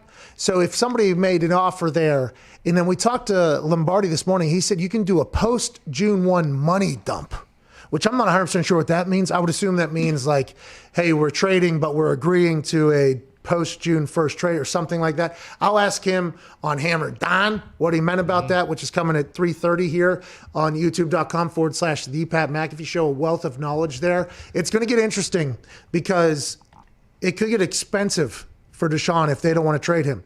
And if they do want to trade him, how is it set up with the June 1st pre and post type of thing? I mean, it's a very interesting, very, very interesting situation happening down there. They can find him $50,000 per training camp day missed. They can find him $620,000 per preseason game missed. Damn. Now, we don't know if they're going to have preseason games, so that'll probably be altered somehow. They can find him almost $100,000 if he misses a mini camp. And he would lose $620,000 per regular season game as well. So without the preseason games, he actually stands to make $2.8 million because they can't find him for the 4 preseason games, which is $620,000. He chooses not to play, makes, is it 4 point? Yeah, right? 6.2. What's that? You do the math. 1.24. 2.48 or something. 2.48 million or 2.48 million he'll make just not playing because if there's no preseason game. Something to think about. Huh. He would win. Normally that money would wipe out, I would assume, right? That's what the fine is. It wipes out all the money basically. If there's no preseason games and there's allotted for 4 preseason fines, seems like how are you going to get that money? Now he's won. If he just sits out, still gets paid. Congrats to him. Congrats. Nice job. Good negotiating. By the way, not journalists, have no idea if that's accurate. It might be, though. Sounds like it. Could be. Because if they haven't allotted $620,000 for preseason games and regular season games, then they can't go in a playoff run. Oh, yeah. They can't go. The Houston Texans can't go on a playoff run on the backside. Yeah. If they have to play in the wild card, then the divisional, then the championship, then the Super Bowl. By the way, say bye to those 4 preseason games that you missed at the beginning of the season. They just got tacked on there at the end. Well, and Easterby could just say too, you know what? It's the Lord's Day, so we'll take what we want. $620,000. I don't care if we're not playing a preseason Put it in the pot. What's that called? Got to pay your Paying tithes. ties, yeah. Pay your tithes, yeah. I know that's strictly from a Rick Ross song. Historian. Rick Ross is a historian. That's right. Just like Caleb or Matt in Illinois there. Yeah. Matt Matt in Illinois. Yeah. So he's writing history books. If he wants to. You know, that is the thing about watching these documentaries is you start to think like, I'm sure there was a book I read that said something much different than that. Now, granted, book being read is said very much in jest because I've literally never read an entire book in my life, which I am not proud of, but I've gotten this far. Might as well finish it out. Yep. You should be happy about it. Well, I got through high school without ever doing it, and I was like, can I get through college? Pulled it off. Check. Didn't graduate. So, I mean, but we got through it. We got to a job. Yeah. Mm-hmm. But whenever you think about who wrote these, you know what I mean? Publishing company. Matt in Illinois. Matt in Illinois. Usually the one on the right side of history. Does it matter for some of those history books that we've kind of learned about here over the last few months, maybe years? No. But I know that the new ones coming out are going to have a lot of denominator talk. Oh, come on. I doubt it. Hell yeah. By the way, Yeah, probably not. Probably the opposite. Yeah, you guys are right. it's an interesting world. And ours is dumb as well. Let's get to a break. Next hour we have, Stipe's back. Stipe Miocic. Right? Oh, yeah. Nailed it. Great conversation last time. Yes. Big Cleveland Brown fan. Going to talk to him about Jack Conklin. Mm-hmm. Going to talk to him about a fight that got announced. He did beat us. I thought it was going to be in April or May or June or something like that. It's in March, isn't it? Whoa. Yeah. End of March. His fight's in March. He moved it up because of the show, you think? Yeah. Probably. Who's he fighting? Ngannou. Francis Ngannou. Oh, Big Bombs. Big bombs. Big bombs. Is he already training for this? Is he already getting into a fight camp here? What do we got going on? Stipe Miocic and AJ Hawk. Let me tell you a little story about these statistics. Troy Polamalu, okay? Fucking Troy Polamalu. So we had a fake for the Pittsburgh Steelers that was a 100%er. We didn't even have a cancel the goddamn play because it was a 100%er. If we ever end up in this situation, inside the 7-yard line on the left hash, it is a 100%er that the C gap will be wide open and we will just part the C to the left. It'll be a touchdown. 100%er. We're playing in Pittsburgh, the city I grew up in. I grew up in Pittsburgh. I won the punt, pass, and kick national championship, AJ. National championship, AJ. Congrats. AJ, did you ever win the national championship, punt, pass, and kick? I think I got 3rd or 4th out of 4 at the Nationals. I'm proud of you, man. Anyways, so we're there in that stadium, okay? A lot of McAfee's in there. A lot of McAfee's in Pittsburgh. I'm going to score my first fucking touchdown, night game, Sunday Night Football, I believe it was, right here, touchdown. We get into that situation, and I'm like, holy fuck, this is really going to happen. We're like on the 6, on the left hash. It's 4th and goal now. Field goal team's jogging on. I'm like, well, fuck, it's about to, I'm ready. I am ready for this to happen. So I get out there. I get down. Vinny's like happy for me. Vinny's like very excited. He's like, let's fucking go. Like Vinny's excited for me at this moment. I'm like, here we go. So I make the call. I forget what it was. So I start saying it, right? And everybody's looking at me like, okay, bright eyes. Here we go. Let's get after it. Offensive linemen are dead ass tired. They do not want to be in the middle of a field goal anyways. So they're just like, all right, I don't give a fuck if you die here, but this should work. Let's get some points. And all of a sudden, I go through my cadence, I call it, I get down, and Troy Polamalu's fucking ass goes ahead for however long his career was at this point. I think it was like 9 years or 8 years at this point. Not a once has he ever gone to this side of the field over here to the left and stood right in the C gap. Never. He lined up exactly where he had lined in film 100% of the time. And then as soon as I got to like the second cadence right before set, he just bounced his little ass right over to the C gap. And I like stopped everything I was doing. And I literally just looked at him and I gave him like what the fuck are you doing, man? Like, why are you there right now? And then I stood up and said, we are kicking it. We have to kick it. We are kicking this. And then I get down, and Vinatieri kicks it, and I jog off the field, and Chuck Pagano comes running up next to me. He's like, hey, good job. What you see? I said, what did I see? Polamalu just fucking went right into the goddamn C-gap. What did I see? What did I see? And he goes, okay, sounds good. Good call then. And good call then. And then Vinatieri's like, hey, way to go, buddy. I'm like, way to go? Are we not going to talk about how big of a fucking asshole Troy Polamalu is for what just happened right there? So that's. I saw the angel of death waiting for me in the C gap. It's unbelievable. What, you thought I was going to run him over? No way. He's probably going to strip me and score a touchdown the other fucking. That's Polamalu, bro. That ain't just your backyard football with your son. These are professional fucking athletes. He'd probably jump over the lineman, pick me up, and run me into the other fucking end zone if he wanted to. That's what he would have done. The hard-hitting safety of his generation, too. I mean, Ed Reed, great cover safety.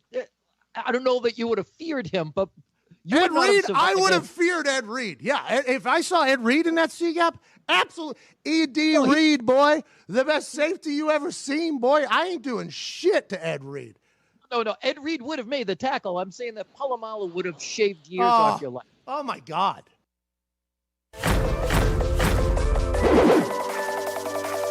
God damn it! Oh, my God.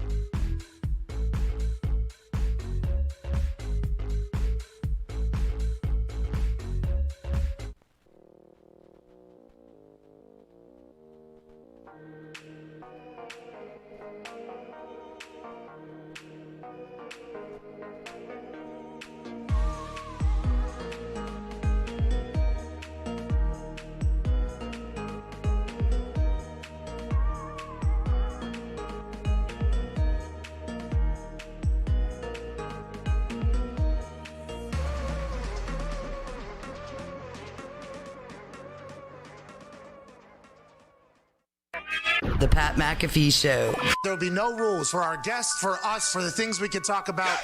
Speaking his mind. I've never had a problem expressing my opinions or my thoughts or anything like that. While being relatable. I haven't had that manufactured fake-ass celebrity that a lot of people have whenever they go on those big networks. I've had a chance to really build my crew, build my following, build my audience. And ridiculous. What am I supposed to do? So I'm supposed to look at something that I can definitely afford and say, nah. Is that what I'm supposed to do?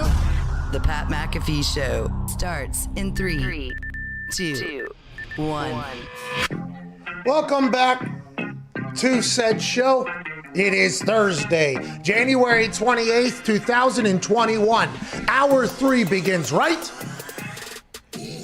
now. Shout out to Twine for that beat drop. I am very excited for this conversation. It's going to be alongside two Ohioans from state of Ohio. One is a Super Bowl champion and a college football champion. Woo. A man who, entertains daily on this show and takes no less than 300 to 500 to 1,000 puffs on a cigar daily. Yep. Mm-hmm. A man who is teammates with Aaron Rodgers, and a man who has the all-time leading tackler for the Packers, AJ Hawk. Wow. Hell yeah. Woo. I thought we were going to get our other guest on while I was doing the intro there, so I was trying, the more and more stats I was trying to realize about you that I could add in there while we were trying to grab the other Ohioan that we're going to have on the show. I apologize. AJ, it's great to see you, dude. It's good to see you. You didn't make Stipe sit through that, did we? Is he waiting? No, yeah, that's what I was doing. I was trying to extend until Stipe got on, and then I was going to roll right into that, and you both were going to pop on. Hey, how you doing? Keep it moving. Let's do it. Hey, we just started the conversation thing. But then instead we didn't get him yet. Hopefully we will get him. He might be putting out a fire. He could be. That guy is potentially with a fire hose right now. On the hose. Yeah. Saving a cat? Mm-hmm. Yeah, he's potentially doing that. AJ, before we get to Stipe, and when Stipe Miocic, the greatest heavyweight in the history of fighting, whenever he joins us, we will get right to that. But until then, Deshaun Watson has officially asked for a trade from the Houston Texans. Now Jack Easterby and Cal McNair have a decision to make after hiring David Culley, the passing game coordinator of the Ravens, comes out of nowhere and becomes the head coach for the Texans as a 65-year-old man with a lot of experience in football. Yeah, haven't you heard the thing that David Culley is just a bridge to Josh McCown coming in as the quarterback coach, and that he would be the next head coach in waiting like a couple years down the road? Is that real? Whoa. That's a story that's out there. Who knows if it's real or not? Well, that would be insane if Josh McCown's just like, hey, can you guys with his great hair? Yeah. He's a friend of the show, obviously, good guy. Can I just try coaching for at least, 1 year before I get a head coaching job? I've been a quarterback. And they're like, all right, we'll hire this guy, 65 years old. You be the quarterback coach. You'll kind of see how it goes. And then bang, you're the new Sean McVay. We're taking quarterbacks out of the league and coming in and coaching and turning this whole thing around. That's bullshit for this guy. So he's just the fall guy? I wonder if he knows that. Does he know this? And AJ, I don't know where AJ heard this either, but that is potentially, if that's going to happen, congrats to Josh McCown. Yeah.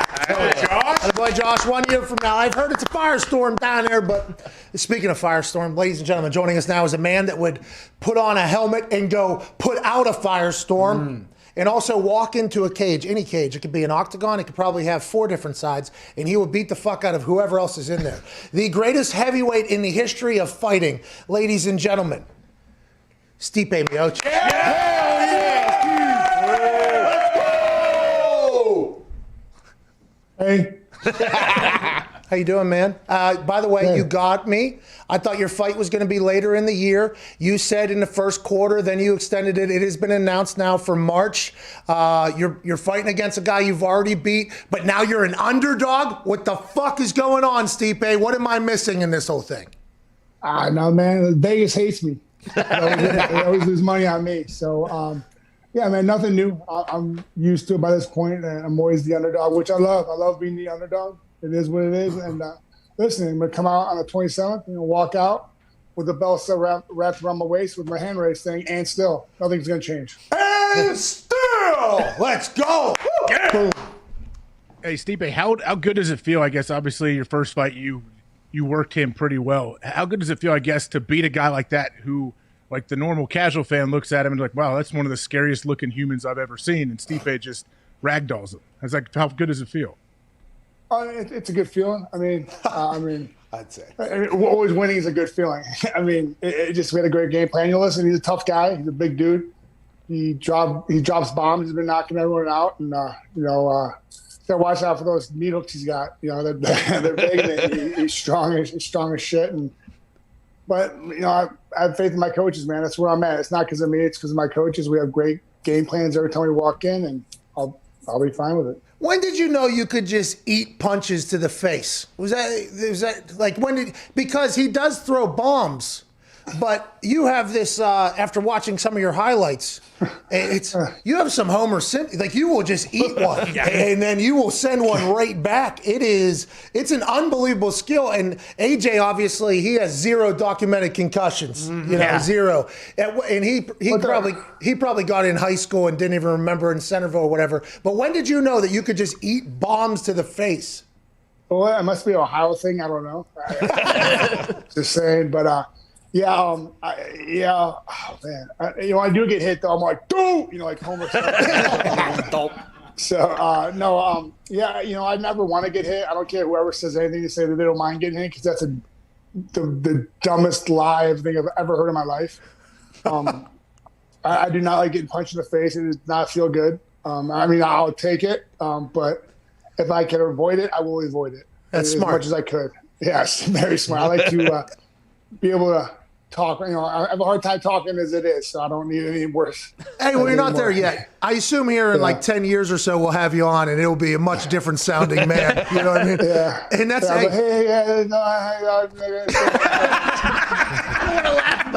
don't want to laugh about it. I do not want to be a part of that video if it does happen. But no, I won't be there. No. Okay, good news. Hey, good for you. Hey, does it ever wake you up though? Have you ever been in a fight and you get hit, you take a nice shot and it wakes you up and gets you into a little rhythm? Yeah, 100%. It always.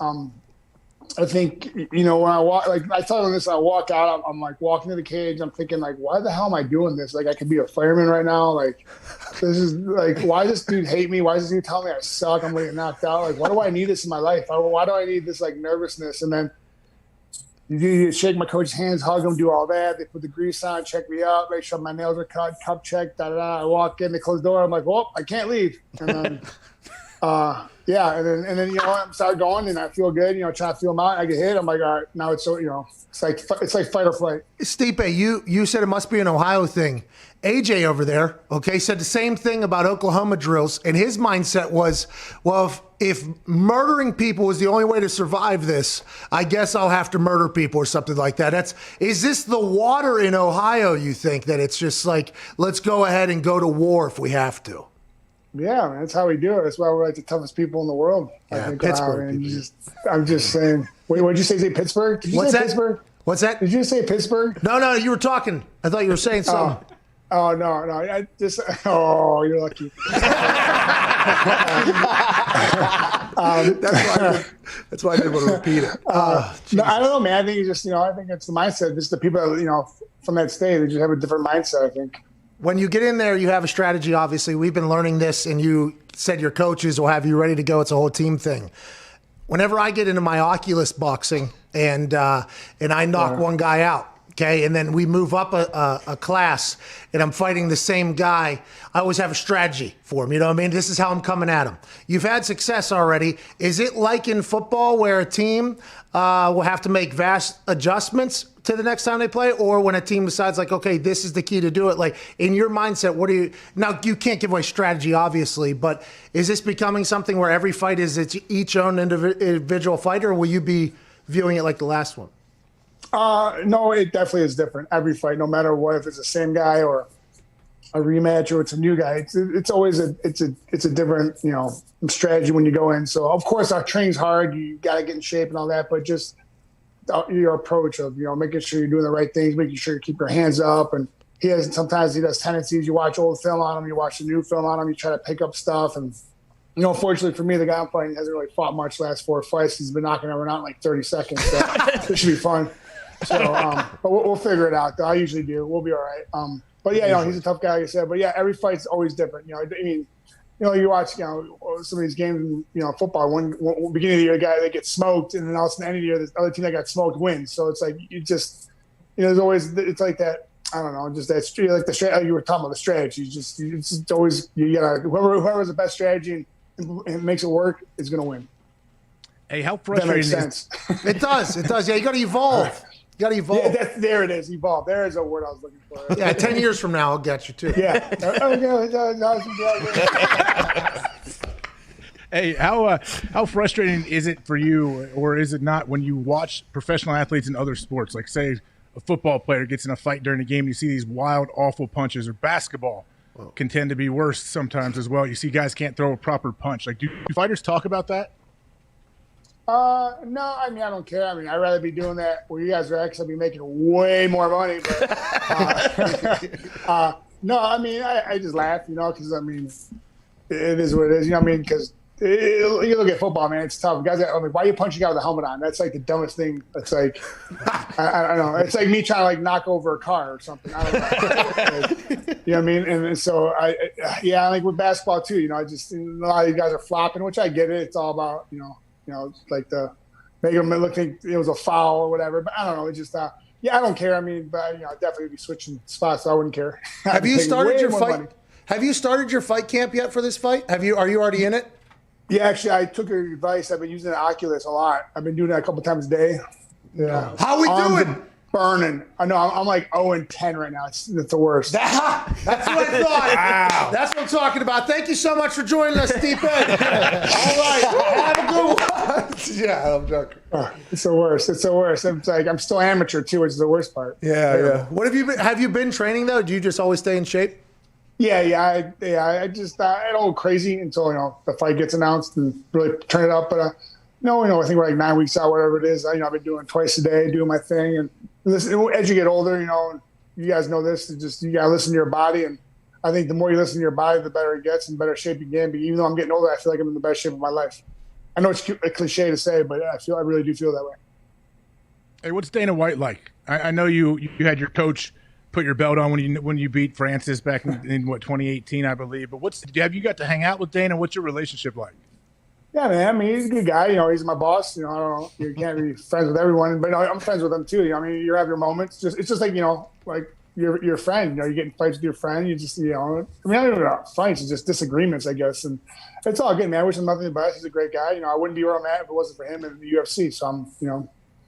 Have you gone over to that Fight Island yet? Have you been over there?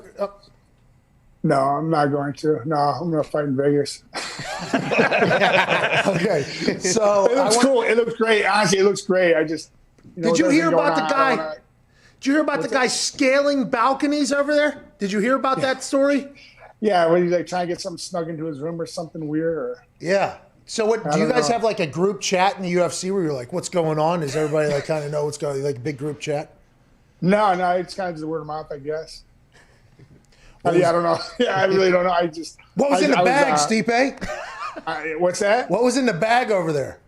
I don't know. If I find out, I will let you know because I want to know. Yes. Boots on the ground. Listen. I'm a snitch. I don't care. You're doing 2 a days right now. What's that look like? Cardio? Then you fight people every day. What does every day look like for you? It just depends. Mondays morning I do a good treadmill. I don't know if you heard of the Ultra G treadmill. Is that the bent one? No, it's the one that lifts you up. So instead of weighing like 230 pounds, I weigh like 100 pounds. Yeah, I have seen that. WWE had that down there. Yeah, it's awesome. So like, being a big guy and stuff like that, it just takes a lot of stress off my legs. And I've had like 6 or 7 knee surgeries. I don't even know how many I've had so far, but so that helps me a lot. And then I spar Monday at night, and then Tuesday I do like a lift, like more of like a conditioning strength, I guess you would say. It's heavy, but it's not like typical bench and squat. It's more like endurance, like a belt squat and stuff like that, and like functional training, I guess. And then Tuesday I grapple at night. Wednesday's a pool day, which is nice. I do work on Wednesdays, and Thursday I do pad work in the morning, and then spar at night. Do you make any of those cool videos with your pad work? You know, those really cool pad videos? No. Yeah, come on. We need to see one of those cool. 1, 2, 1, 2, 1, 2, 3, 1, 2, 1. No, I can't do it. They're like, yeah, you got to do it. It's a good video. I'm not athletic enough to do that. So, greatest fighter. Just stick to the basics. So, do you fight people weekly though? Is there any actual sparring or anything like that? Because Conor came out and said the inactivity is he thought that was potentially to blame. Not that anything else. He said it was potentially to blame. What did he mean by that? You think, if you had to guess, as a person that fight, is that because he hasn't been punched in the face lately, or what does he mean by that? No, maybe just ring rust. Not knowing where he was at. That happened to me my second DC fight. It took me about 4 rounds to realize what the hell I was doing and where I was at. And so, I just started off slow. I wasn't doing my thing, and then I finally kind of shook it off. And so, I think it could have been like a little bit of that, a little bit of ring rust, but not fighting for so long. Conor. Steve, now that you're in camp, will you still fight fires, or do you tell the boys like, "Hey, I got to sit this one out. I got a big fight coming up"? No, I'm working. I'm working this weekend actually. Oh, whoa! Hey, yeah. Fucking hero, dude. I want to let you know that real life. Tell my wife that, please.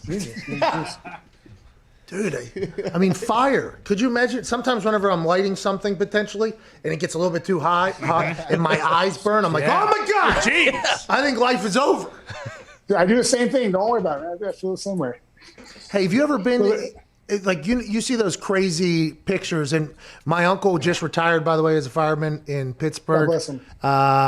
I got to see, obviously, I told you this last time, plenty of Christmas where the old beeper would go off and you'd have to leave in the middle of family and everything like that. So I appreciate the hell out of your service to the community and everything like that. But there's, and I assume this happens to everybody, and this is just me being ignorant, but has there been how many sketchy, because you're a big ass dude, right? Don't floors fall sometimes and things like that? Like, have you ever been a part of any of those moments inside houses where it's like real sketch?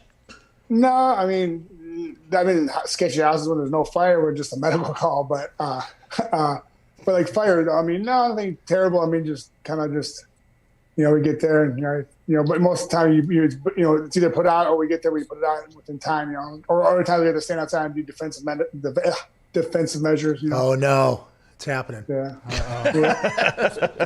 You know what I'm talking about, though, right? Mansouri. Stipe, you're seeing guys like Max Holloway now that are talking about phasing sparring altogether out of their pre-fight programs. Max looked like a god next to Calvin Cutter. Is that something that you might talk about maybe implementing in your style as you kind of go along? No, maybe I get older and older, maybe because eventually, everything hurts after a while, and it doesn't. I don't heal as fast as I used to. But no, I love sparring. I think just having that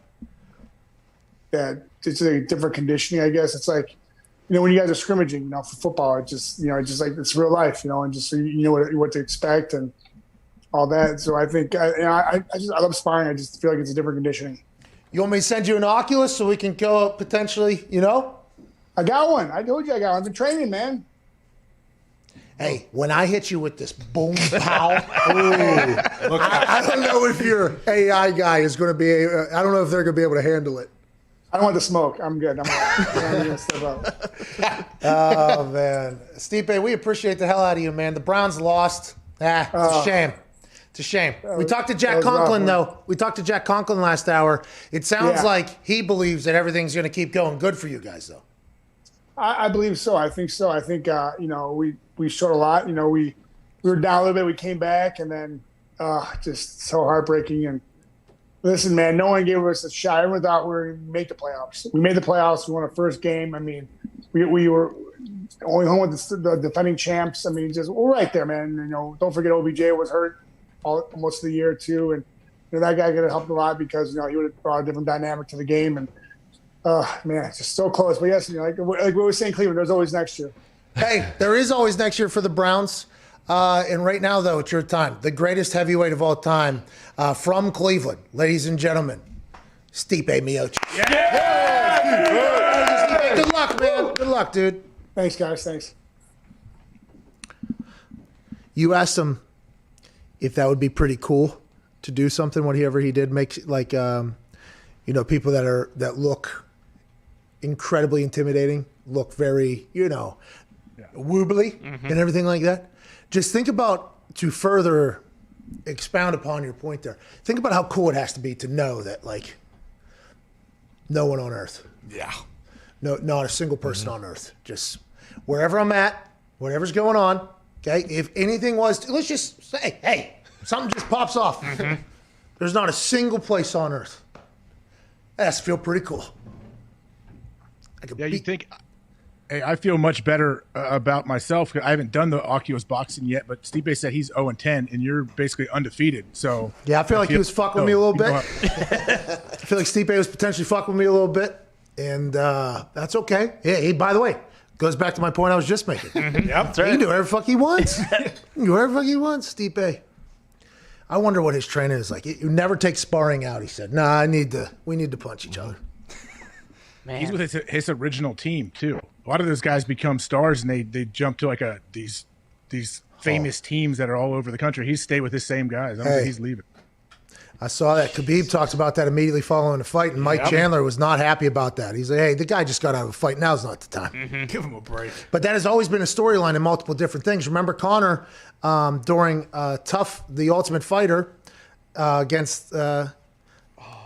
I'm going. Uriah Faber. Uriah Faber. He talked about him leaving teams and going to different blah, blah, blah. And then now you're leaving teams. That's a big deal in that world. And I would assume still being a firefighter is a part of him staying with his same team. I would assume that is a pretty tight circle over there with Stipe that's been around for a long time. And it seemed to have worked completely well. God bless that sparring partner that he's had the same time. That guy's just eaten like 50,000 punches over the last 10 years. God damn. Hey, the greatest heavyweight of all time. Yeah, that's true. That's what that created. And I hope he's not wearing a diaper yet, but it might be right around the corner. It's not funny. We will not joke around about things like that, but that does seem to potentially be one outcome of people that choose to do something that involves them getting their brain rattled every once in a while. God bless him. Yep. Thankful for them, the people that do that for our entertainment. There's one right here who allegedly never had his brain rattled one time. Nope. Yeah, that's right. Sounds about right to me. It's unbelievable. Let's get to it. You were one of those people, though, Pat. You are one of those people that played a sport to rattle your brain around. Nah. That was a part of it, but it wasn't the reason why. You know what I mean? Your reason was to do it. You know what I mean? Hey, I'm going to run my face into that guy so that they don't get this way because we want to get that way. That was your job. And it's awesome that was you. And I feel like that's potentially all of Ohio at this point. Maybe. Well, except for Kirk Herbstreit because you broke his jaw whenever you were a sophomore in high school. It's unbelievable. Let's get to a break. We'll be back on the other side with some phone calls. Shout out to Stipe, dude. Shout out. Stipe and Chandler, we got the lightweight and heavyweight. Let's go. Are we a big fight show? Huh? Sounds like it. Huh? You know why? They've noticed me in the Oculus. Whoa. Hey, bang, pow. You earn some points back there. It kind of filters into the street cred. They know. Big fight show, AJ. Whoa. Same combination to everybody. Like the clips I've watched of your Oculus Arena, it's the same thing. Jab, gigantic overhand right. Excuse me. Did Mike Tyson fucking change his strategy? No. At some point, this jab to your sternum, you're going to have to move for it. You're going to, at some point, move for it. And I'll step in a little bit and then you get a little, and then it's, see ya. Should have happened, pal. Should have done it. Should have asked your friends.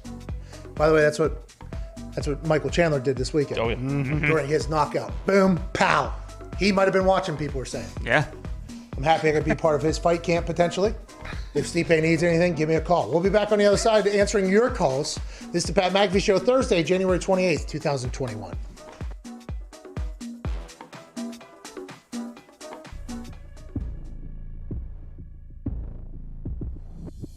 I'm still trying to prove myself.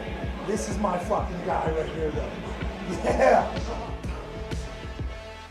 Oh, boy. Come on. Yeah. Let's go. Yeah, see? Let's go!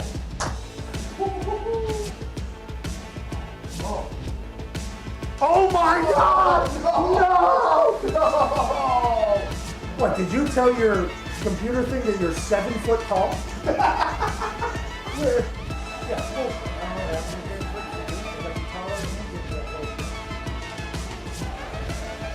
Oh! What? Oh no! Come on! Get up! You'll fight for this one. He had only had 4 punches on. Get up! Woo! Let's go. Thank you. Gotta answer the bell, seat. Let's go.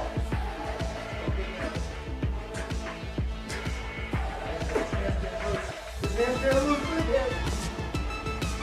Okay, this guy does have grit.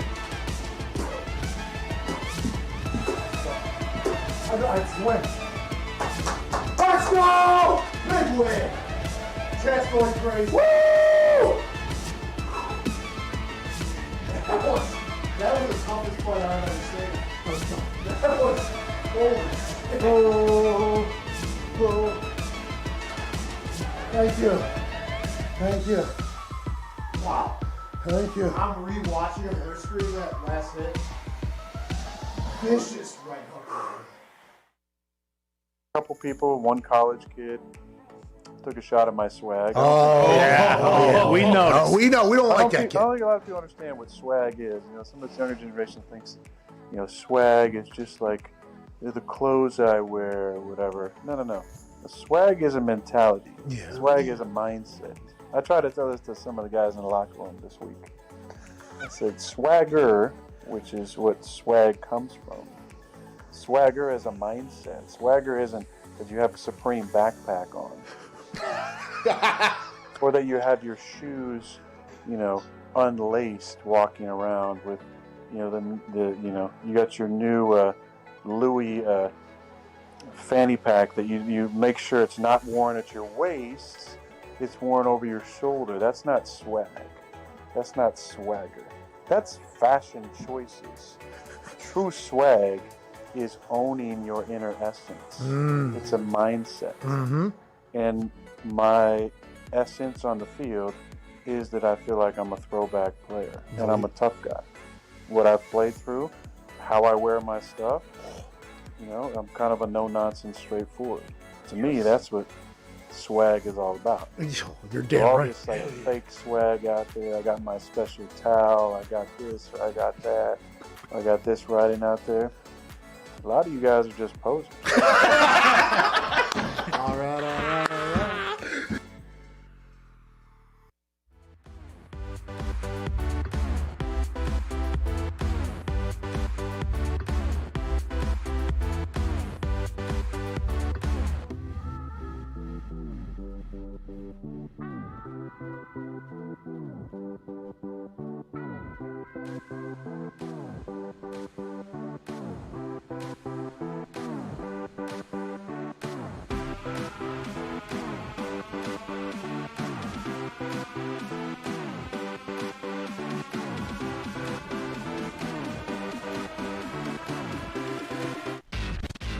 Do not talk about Pat McAfee. Do not talk about Pat McAfee. One fight at a time, fellas. The Pat McAfee Show. That's right. Oh, yes. Yes. Who do you think this is? Justin Bieber. No, it's Zito. Close. Marty Vicks, dude. Woo! Very close. I don't know how we're not going to get taken off of YouTube for this song, but It's worth it. I mean, I do appreciate it, dude. Yeah. I do appreciate Make it. sure to move your hips. That boy Zito. That boy Zito fucking killing it, dude. Nice. Yeah. Lovely. My back right now. This is really lovely. Hips aren't moving. Oh, it's moving. Ah. I'll try to stretch out there too. Zito described the song as lovely earlier, and I think that is a lovely perfect song. way to describe this song. On the button. We got some breaking news from Mark Kaboly. MarkKaboly. You tell me. Okay. You look good, by the way. Thank you. Mark Kaboly. Hey, it was a great time out there. He's a senior Steelers writer for The Athletic, okay, in Pittsburgh. He's the president of the Pro Football Writers Association Pittsburgh chapter. Whoa. He's been covering the Steelers since 2002 and inventor of hashtag Stick the Football Kaboli. Kaboli has given some opinions on things that aren't football related, and people have not been happy about it with Mark Kaboli. That's what I just learned here from reading his Twitter bio. It says, inventor of hashtag Stick the Football Kaboli. He's gotten people so riled up because he chose not to talk about football. I wonder what he did. I think it's mostly his hockey and baseball opinions, but you're not putting enough yins on his name. Mark Kaboli.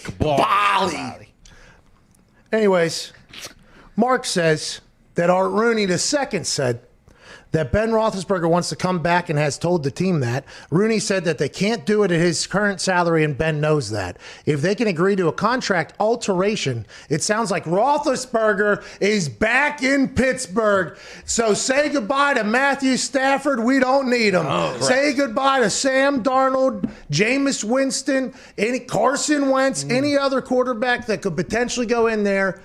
Big Ben Roethlisberger's back, and he's going to alter his contract, which, by the way, he led a team to 11-0, okay? If I'm Ben, I'm with brand new elbow and not a lot of hobbies anymore. Yeah. I'm potentially raking in money as a hobby, but the fact that he's redoing it so he can come back and play, Tone Diggs, diehard Steelers fan, that's got to be pretty exciting news. Fucking pumped. As of all the quarterbacks that you named on the list, Ben Roethlisberger is still better than all of those guys. I believe they could rework his contract to get down to like $26 million, which I believe would be like 12th or 13th on the quarterback list. And as we found out last year with Tom Brady, you don't just kick Hall of Fame quarterbacks out of your organization because we see what happens. You bring in Cam Newton, he throws for 4 touchdowns all season long. 8. So thank you. We will run it back one more year with 7 and then see what happens after that. Is $26 million enough to cover his OnlyFans subscriptions, though? That's my question. No, he's past that. That's Ben's problem. That's not the Steelers' problem. He's past all of that. No, I don't know. It's not his problem is. anymore. Okay, it was actually He's elbow deep back into it. No. Anyways, Hey, but hold on. Are they going to have to draft a quarterback in the first round? Like they have to start thinking about life after. well, and also let's not even talk about Pouncey's out, Juju's gone. I mean, there's going to be a whole new team there. What are they going to do? They just drafted Dewey Haskins last week, AJ. But he's also got Dewey nipping at his heels. They're picking 24th, AJ. You don't draft a starting quarterback at 24 in the first round. Those guys stink. Pick him at 199. Wait, what pick was A-Rod? Yeah, Rodgers was that. Oh, okay. One time, dude. Oh, that's hey, that was a deep. Hey, good for you, Nick. That was awesome. You and Ty got into it a little bit ago about that whole thing, or no? No. Oh, it's good stuff. I thought it was Jordan Love reference. 26. Traded up for that. For Aaron, they did not. No. Aaron fell Into their lap. This particular time, they traded up, which immediately made everybody go, "What the? That seems like you are, a little bit more want to move on from this whole thing." Huh. Hey, Pat, I gotta interrupt you. One question though: is it weird that nobody? I don't want to say nobody. I don't like to make it all just. Nothing's black and white. There's always some in between. But is anyone talking about the fact that Jordan Love didn't dress as the backup this year? Like, does that cause any worry? We talked about that at the beginning of the show. If you know how like Ryan Pace or whatever, is that his name? Ryan Pace up there, Chicago. Ryan Pace, general manager. Everybody said that for a long, long time, his Mitchell Trubisky stubbornness was just, kind of locked in or whatever. I think that does happen every once in a while, where the you make a decision and you have to stand by it. And that is potentially why Schefter has come out and said that there's a chance that not everybody in the building wants Aaron Rodgers to come back. I don't know what that means. Schefter saying that he heard it from somebody, right? So what does that mean? And is that the situation I'm just describing there where the person that made that decision is like, okay, if he's not even dressing, I thought this guy was good enough to trade up for. I would like to see this potentially get expedited, which, by the way, would sound crazy with Aaron Rodgers, but that was what Aaron Rodgers was alluding to, that sometimes shit like that, not to this magnitude, but will happen in the NFL. If it was to happen here, it would be insane, obviously, after an MVP season, but don't rule it out. That is something that has happened in the NFL before. Yeah, it has. I saw something earlier today. Is there a possibility that Mitch goes back to Chicago? I don't think so. Did you see that on the Bleacher Report swipe thing? I saw it somewhere. It said like potential landing spots for quarterbacks, and Mitch. They had their prediction was Mitch going back to Chicago. I was like, I didn't even think that was on the table. And they had Deshaun going back to the Texans, I do believe, and they had Matthew Stafford going to the Colts. I think it was Bleacher Report's thing. Yeah. I don't know how the Mitchell Trubisky thing will go. I don't know how they handled that. I didn't know how they handled it last year, by the way. And now I guess they'll say they had some success because they were 5-2. Yeah. Started 5-1. They were 5-1. 5-1. And then when they were 5-2, the conversation was, this is the worst 5-2 team of all time. And the Chicago Bears fans were not happy about it. And then as the season kind of progressed, it kind of appeared that a lot of the people outside of Chicago were right in what they were saying. But then it kind of got hot with another quarterback switch. It's just, is there any sign of a successful trend coming up there? You know, Nagy's back, Pace is back. Are they going to bring in a quarterback? They said they'll be very aggressive, I guess, in the quarterback market. So there's no chance Mitchell Trubisky. Then if that's getting leaked right now, then that means they don't want Mitchell Trubisky back, which means Mitchell Trubisky knows that. They've already brought in Nick Foles. I mean, just a wild situation in a lot. 18 new quarterbacks next year, they're saying, potentially. 18 of the 32 teams. It's insanity. And how many first-round quarterbacks will get drafted, do they think? Well, you got Trevor Lawrence. Mm-hmm. You got Mac Jones. You got Justin Fields. You got Zach Wilson. You got big Trey Lance. Trey Lance out there in South Dakota. Good guy. That's everybody, right? Yeah, I don't think I've been doing my draft studying. Hell yeah. I've been keeping up with the Senior Bowl. Najee Harris said, hey, I'm down here. I might as well practice. How do you feel about that? Did you play in the Senior Bowl? I did not play, no. Well, you're a number 5 overall pick. I don't think you should if you're going to be a number 5 overall pick. Granted, unless you're just a uber competitive human, you want to go showcase yourself like Devontae Smith, Heisman winner, going down to Senior Bowl. But then now I'm hearing like some people are opting out of practice. So that means you're only going down to Senior Bowl for the chance to interact with some NFL teams, and potentially because the combine isn't happening the way it normally is, that kind of made a lot more people want to go down to the Senior Bowl. Najee Harris said, I'll put the pads on a couple times. He's got some big quads coming in, by the way. A.J. Dillon's got some competition all of a sudden, and Saquon. But the Senior Bowl seems to be much more important this year than it has been. Absolutely. It's way more important. And I know Devontae, I don't even think he did height and weight there. He probably went there strictly to talk to coaches face-to-face. Hey, I'm not playing. I'm not weighing. I'm not standing. I'm talking. All right, what team am I on? South? Hope we win. Hey, what if... don't care, though. Hey, you think there was any like scouts or like some coach like, hey man, get a height on him? Some guy like walking by with his iPhone trying to do the little measure app and all that. He's like right here. He's like right here. Hey, take a picture. Take a picture. I'm 6'1". Let's see what he is. Take a picture. Can we get on a wall? I was right here. I know it because I had my elbow. Try to slip a scale under his feet. Somebody, they'll get on like on the escalator. You know, like that goes up to the thing. They'll just have somebody will go in there and rig the thing. They're like, here he comes. All right, now how much is the other guy? We got to wait for him to weigh in because there's 2-on-1. You got to figure it out. Let's figure it out. Don't put it past the NFL. Do not, especially with no combine. They are freaking out, I bet, because they want to get like it's a big deal, man. So yeah, they want to talk to these guys face to face. They want to know everything about them. You gotta get that carnival guy that guesses your weight. Yeah. They seem to be pretty accurate with everybody except for me. You know, Oh yeah. They don't account for just the depth of the midsection. You know, you stand there. I win every single time. They're normally 30 pounds off, 20 pounds off. Yeah. Now, granted, sometimes I'm 270. Huh? Do they say you're 30 pounds heavier than you are or lighter? Lighter, normally. Oh, it's compliment. No, it's not. Yeah. It's like when I was 270, I looked like I was 310, you know? But then when I'm normally when I'm normally at like 230, 225, I look like I'm like 20, 205. Yeah. You know what I mean? So there's quite a jump in the looks, you know what I mean? It's a fluctuation game. It is a fluctuation game. It's not a consistency. And that's, you know, for a long time it was very consistent for these hedge funds on these Wall Street bets, short bets. And now it's all volatile, AJ. Have you been following this? Shit is getting wild out here. Yeah, man, there's so many geniuses out there. The more that I follow all that's going on, it's pretty crazy. Foxy and I just learned of a couple also. I had no idea. Oh, here he goes. Who is it? Who in the office? Diggs is loving the stocks. Zito loves the Diggs stocks. has made good money. Bill loves the stocks. Diggs has made good money. Found a blue chip yesterday, and Foxy's a little bit jealous. Look, I don't know anything about stocks, and I didn't know this office did either. Yeah, that's something we don't talk about here because we're a sports show, I guess. That's right. That's right. Yeah. That's what Diggs said. Diggs kept his stocks expertise hidden away for the perfect time, and here we are. We got a weapon. A couple things you don't talk about at work for this reason. Big stock. Religion, financials. A couple guys in here made some money, though. I'm proud of you guys. Bill made like $25K. No, Bill said he's holding the line. He's holding the line. Oh, now Bill's holding the line. You can do both. Goddamn He was the first person to fall. You can Bill's do holding the both. line, dude. You can do both. No, you Oh, can't. you're hedging against the hedge funds. You're shorting GameStop, You can do Tony? both, dude. Hey, way to go. dare Hey, you. you're hedging against the hedge funds. Hedge funds are large, okay? Fuck 'em.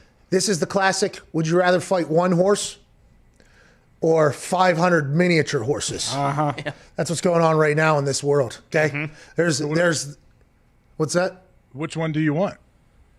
In real life or in this particular situation? In real life.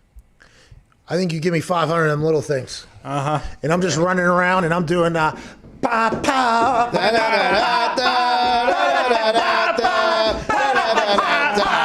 Hey!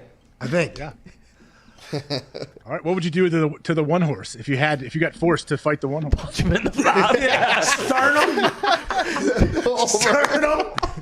And at some point, sternum, and then that big overhook of right is coming. By the way, I mean, there has to be a good spot to hit there. You know what I mean? I would have to get on the horse dummy beforehand. Yeah. So know exactly where it is. But yeah, I'm going sternum, bang! And then back, whoa. Uh-huh. And me body, bang! A lot of real estate on that jaw. But I would not want to do that. I love horses. Of course. Beautiful creatures. Love him, yeah. Give him a carrot. Let's get some phone calls. My ear things died. For good. Damn. My ear things died. I've never seen that happen before on the show. Well, no, like I turn it back on dead. I think I mixed up which batteries are dead and alive. It's a bummer you got to do this again. Yeah. So I'm just listening through this thing over here. Someone's playing taps right now, basically. Yeah. Somebody's playing taps right now? No, it's not dead. It's. I think it's good. I just don't know what the batteries were. Oh, okay. I thought you were okay. saying it died. That's why, I was bummed for you. Cancel You had to do taps, this. please. No, please save the tap. Okay. Jesus. We don't want to do that again. Oh. Let's go to Garrett. We don't want to. Never. Oh, no. We hope to never have to do it again. Let's go to Garrett in Pittsburgh. What's going on, Garrett? Big G. Pat and the boys. AJ, how we doing? Not too shabby, Garrett. How are you doing, bub? Oh, I'm doing good, man. I just want to say big shout out to you boys. Thanks, man. Last couple months been sitting in the basement here, been studying and trying taking all my financial, exams and whatnot, getting licensed, certified. You holding the line? And I am not holding the line. I am watching from the outside. Smart. That's smart. But I like what you're doing, getting educated in that whole department. I feel like your future is going to look potentially vastly different. I'm not 100% sure, but happy you called us. Thanks for rocking with us. Garrett, what do you want to talk about? Well, so I was going to leave it up to you guys. We could either talk about that breaking news out of Pittsburgh today, or we could talk about the whole holding the line situation. I do seem to find myself a bit financially literate in this whole situation. Really, let's talk about it. Let's hold the line. All right, Garrett. All right. Garrett, I have a question. For you. And by the way, for everybody listening and watching, we have no fucking idea what Garrett's credibility is in this whole thing. No. We have no clue, okay? Garrett's from Pittsburgh. Probably a good guy, if I had to guess. Oh, yeah. Enjoys having a good time, I would imagine. But we have no idea this guy's credibility. Just coding the show. We did not set that up. Is that correct, Garrett? Yeah. So actually, I'm affiliated with Prudential at the moment. I'm looking to be starting on Monday. So I don't have my skin in the game. Once again, we have no idea if that is accurate, but we are taking you for your word because we do believe there is some information we can learn here. Okay, so Wall Street Bets, hashtag Wall Street Bets, is a Reddit account or something like that. They found a hedge fund that was shorting GameStop. And shorting means betting on that company to fail. And then whenever they would short a company, they would then go on TV and basically bash the company that they just shorted. People would sell that stock. And since people sold the stock, they'd be able to collect the money on that. Wall Street Bets said, hey, we ain't doing that no more. We're actually going to flood this stock, and it's going to go up so that the short ends up losing money. Now, I heard they eventually went bankrupt, that particular hedge fund. But is this something that will be able to withstand? Like, do they have to hold the line thing? There has to be a certain amount of money so that the hedge funds don't make any money? Or how does this whole thing work out, Garrett? Yeah, so in reality, the whole situation as far as shorting, I don't know about much of the bashing. I haven't paid attention to that. But shorting a stock means you are basically borrowing shares of a stock at a certain price in the hopes that that stock price will drop, where you can repurchase those shares and, return them to the original person you borrowed them from for a cheaper price, and you keep the difference. Following me? Yep. Okay, so with this whole situation with Wall Street Bets, they are in a position where they have a large following. They are, kind of pumping people up, and this. Hey, the stock price is a huge standpoint from where it was at about a week ago. So if you got in at the right time, man, you're feeling really good. But I will say it is a dangerous game. No. We are not studying the finance world, know nothing about this. Immediately upon seeing this, we said, hey, dangerous shit going on. Yeah, this is a dangerous game right here. I mean, so right now, a lot of these stocks, they are high in value, and the way that, stocks are valued is based off of the potential earnings of that company. So at the moment, GameStop is grossly overvalued.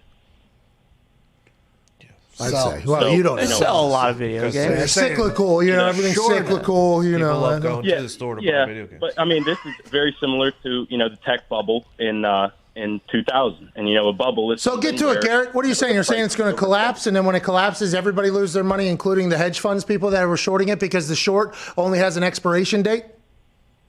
It is a possibility. I think a lot of it is going to be, so ultimately the stock price will fall back to the actual valuation of the company. Yeah. So in reality, it won't stay like this. It's overvalued, and if you got in at the right time, you'll be okay. But where the problem is people like. With the poll that Wall Street Bets has, if they hype up a lot of people, and there's people, man, they're taking out loans and stuff to be able to invest. They're liquidating IRA accounts and retirement accounts. Okay, so what are you saying? We need to be smart. All right. Yeah. Is he still there, Pat? No. Oh, I just want to ask them who's there. They said there's there's big money individuals behind this. Are we talking big time Elon Musk guys? Who is doing? Well, no, Dogecoin. Tony Belfort's behind you. We got Tony Belfort over here selling pens.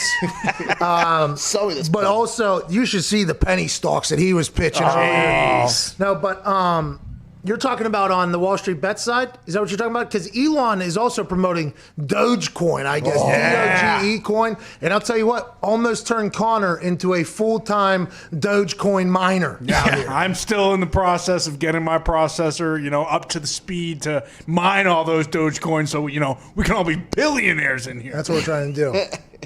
Anyways, let's get some more phone calls here. Let's go to Rocky in Oregon. What's going on, Rocky?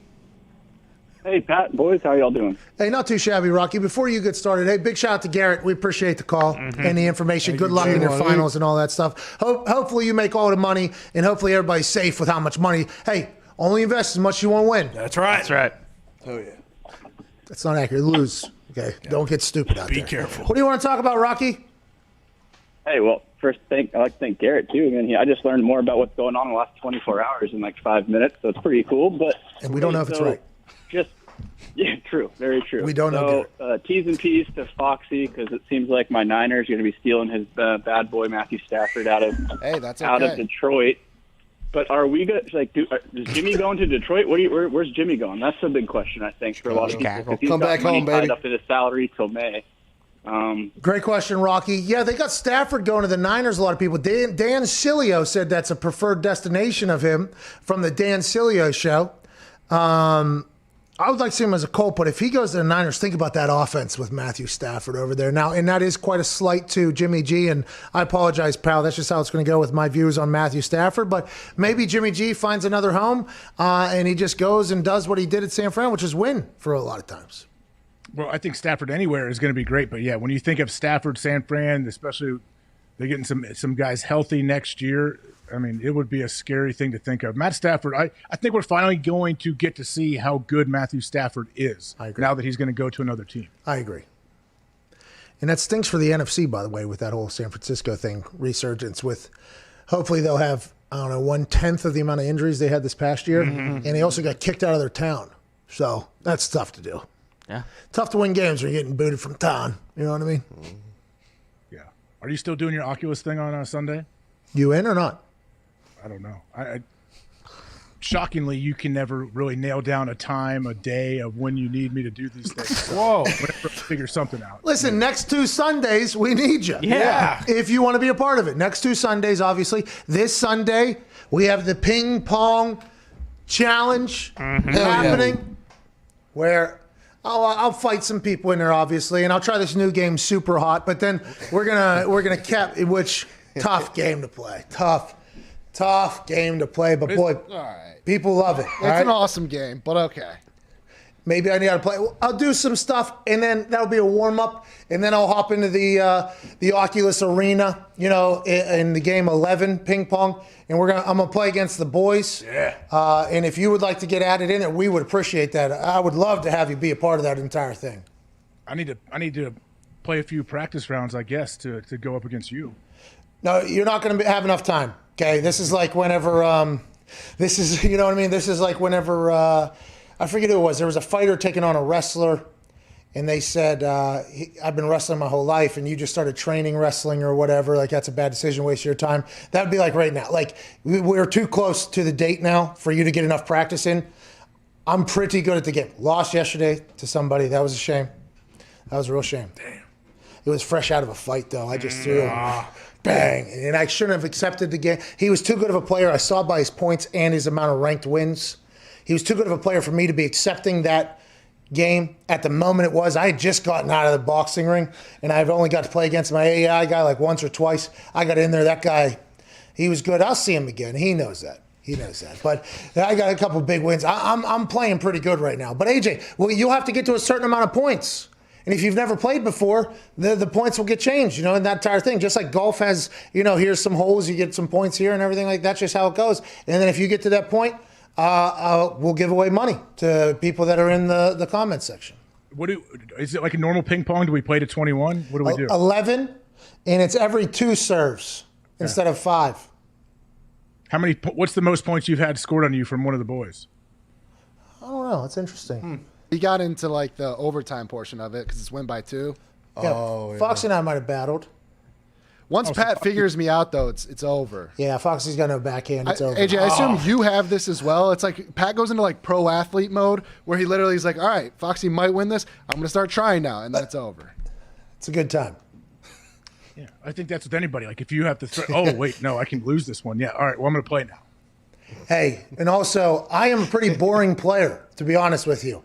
If I find out that you don't have if you don't have a good forehand, every single ball is coming right to your forehand the entire time. And I could assume it is very annoying to play against. Now, granted, when I'm playing amongst friends, okay, let's go ahead and at least try to get better while volley a bit. You know what I mean? Let's at least try to play a little bit. But then, okay, here we go. All right, let's go ahead and move on.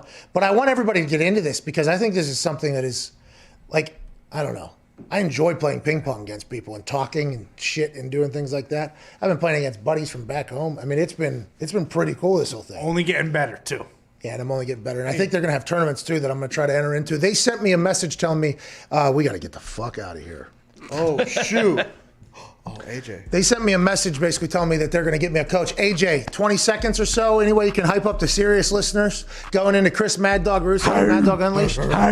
Absolutely not. I loved watching you forget that you had a hard out. That was my favorite part about this.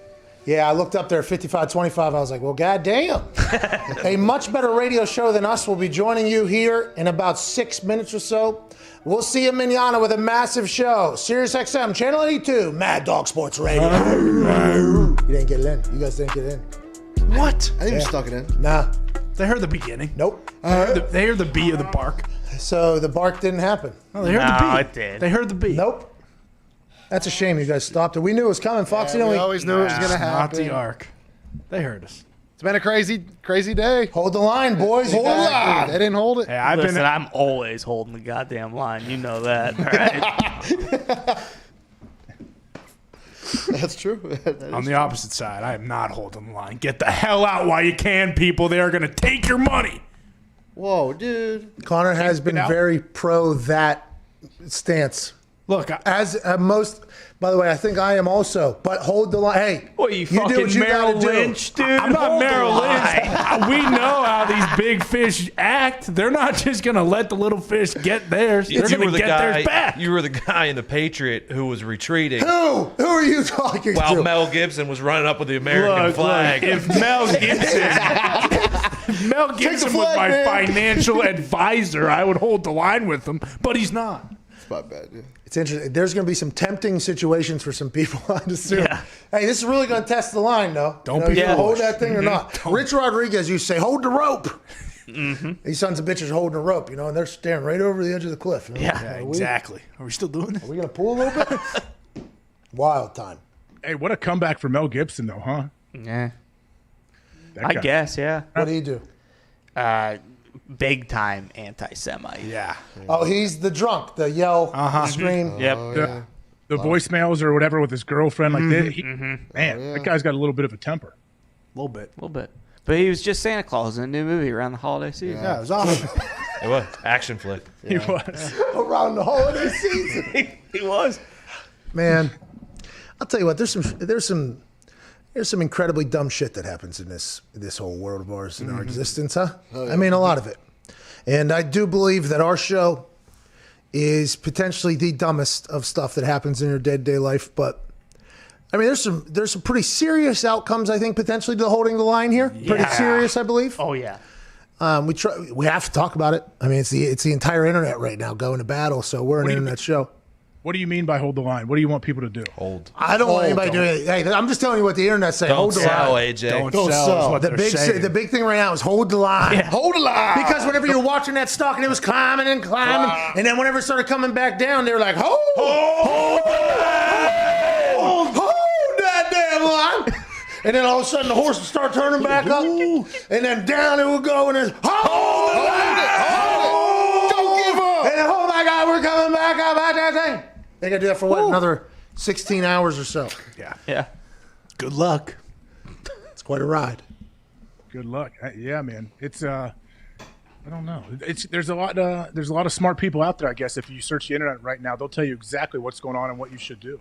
The thing about that is, I assume there are some really, really smart people out there, but the people that are the really smart people out there in this particular field, they've been a part of the whole thing all along. So who can you listen to if you don't listen to Tone Codebreaker over here in the office, who hasn't been a part of the big machine for this entire? That's why I think whenever you start listening to and seeing these people on the internet, it's like, all right, I value that person's brain. I think their research quickly that has probably happened over the last couple of days or so is more valuable than my thoughts. I think that's happened a lot on the internet. And I'll read it and go, all right, I should probably maybe look into that a little bit here. But that seems right. I think there's a lot of that going on. But boy, there's some people that I don't think any of us should be listening to. I would assume, AJ. Like who? You talking about Tone? No. Because the office, guys in the office, not everybody, listened to Tone yesterday. And boy, old buddy hit a blue chipper. Yes, he did. Naked's still up 100% from yesterday. Mm-hmm. Wow. Diggs did call it yesterday. Nokia as well, right? And then that one crashed out. Yeah, that one is in the dumps. I was not on that boat because I could not get it because it was already stopped. So GameStop is the one, huh? Well, GameStop was the initial.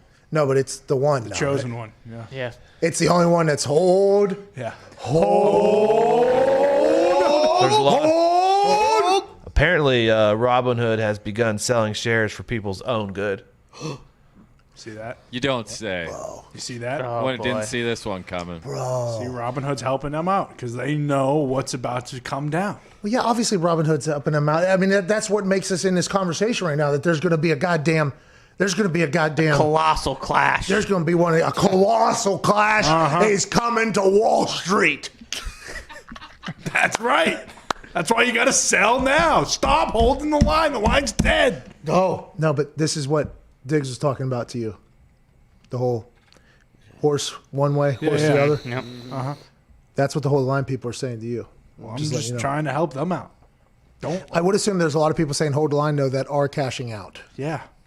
Or just standing on the sidelines like me. Hold the line, though. Because I want to be I'm just a journalist, That's right. So I'm just saying, Impartial. I'm observing and reporting. You do what you got to do, but there's a lot of people saying, hold the line. Mm-hmm. And then there's a budgeting, Budding. Burgeoning. burdening, budgeting, A budding group. a budding. Like a budding relationship. There is a, thank you, Tone. Good job, Tom. Hey. There's a budding group of people that are getting louder about, hey, cash out. Yeah. Because everything's getting frozen by the places that you're currently doing your trades because they're in on it too. You are fucked. That's kind of happening. But can you even cash out now at this point? Probably not. So I guess you got to hold the line. At this point, hold the line. Hold the line, I guess, AJ. I just cashed out. I was going to ask, there's no way.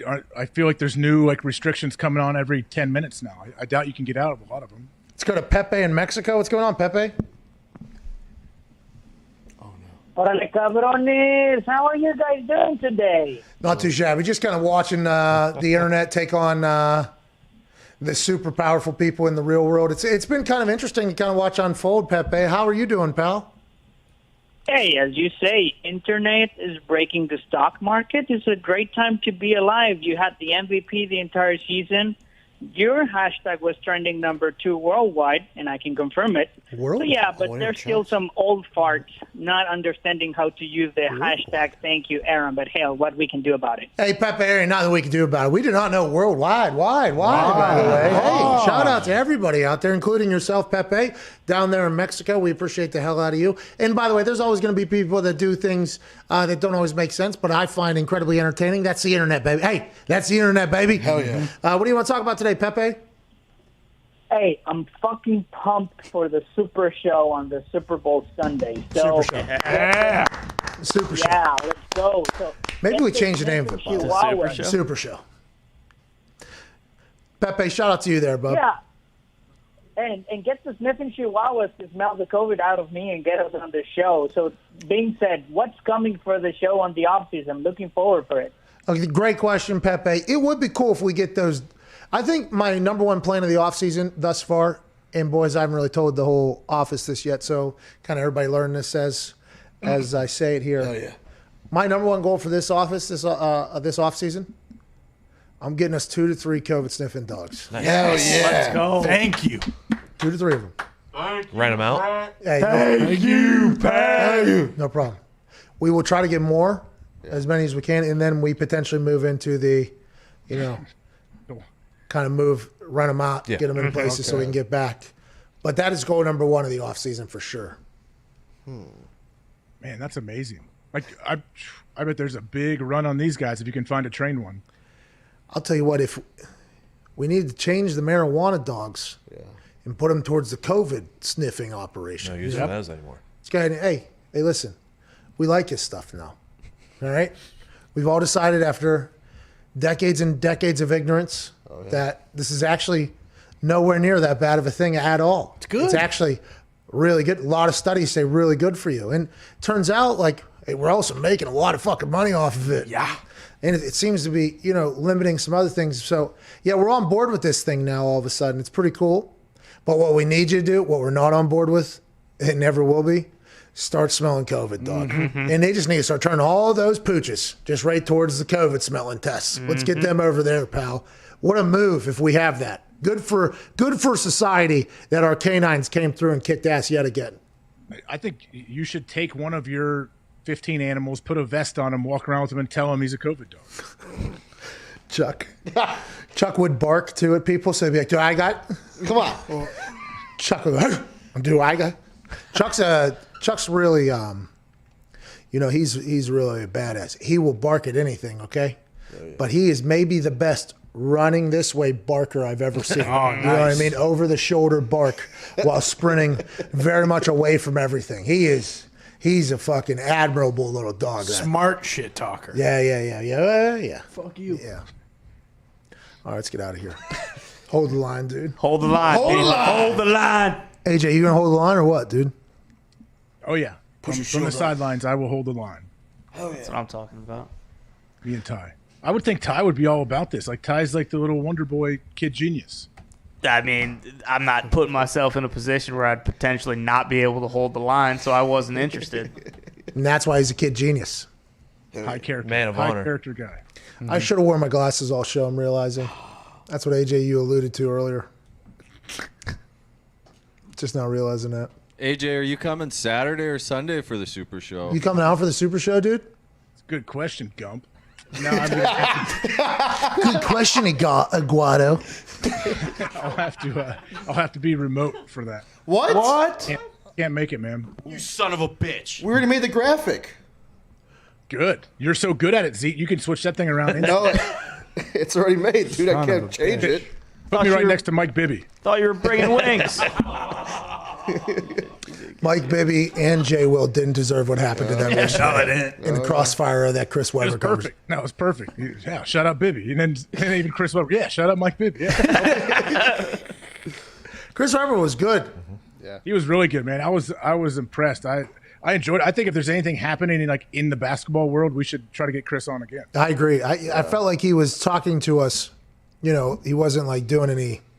It felt real. It was a great conversation. I'm a big fan, and he works his ass off too. Yeah. So I appreciate that a lot. You know. Yeah. He well, how many years did he play in the NBA? Like 16, 18 years, something like that? That Kings A long team, time. that Kings 12, team I they think. had, if it wasn't for how stacked that Lakers team was, they were so good with Vlade and all them. Peja. Oh yeah. Stojakovic. Doug remember Christie.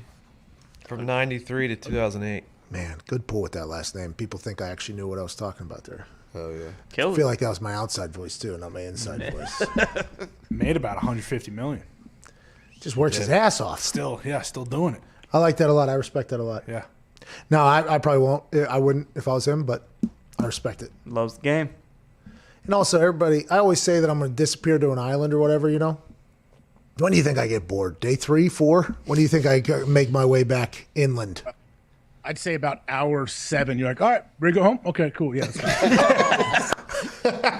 Hey, we own this island now. That's pretty cool. All right, we'll come back 10 years from now.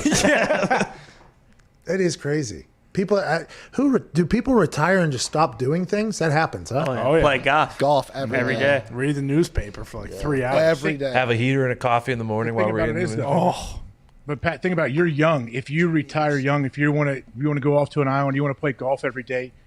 Everyone else that's around your age is working and they're doing things. So you can't be like, hey, bud, let's go eat some vitamins and play 36 today. Like, sorry, bud, I got a real life I have to do. By the way, pretty big reason why this was kind of happened, by the way. It was always kind of the idea.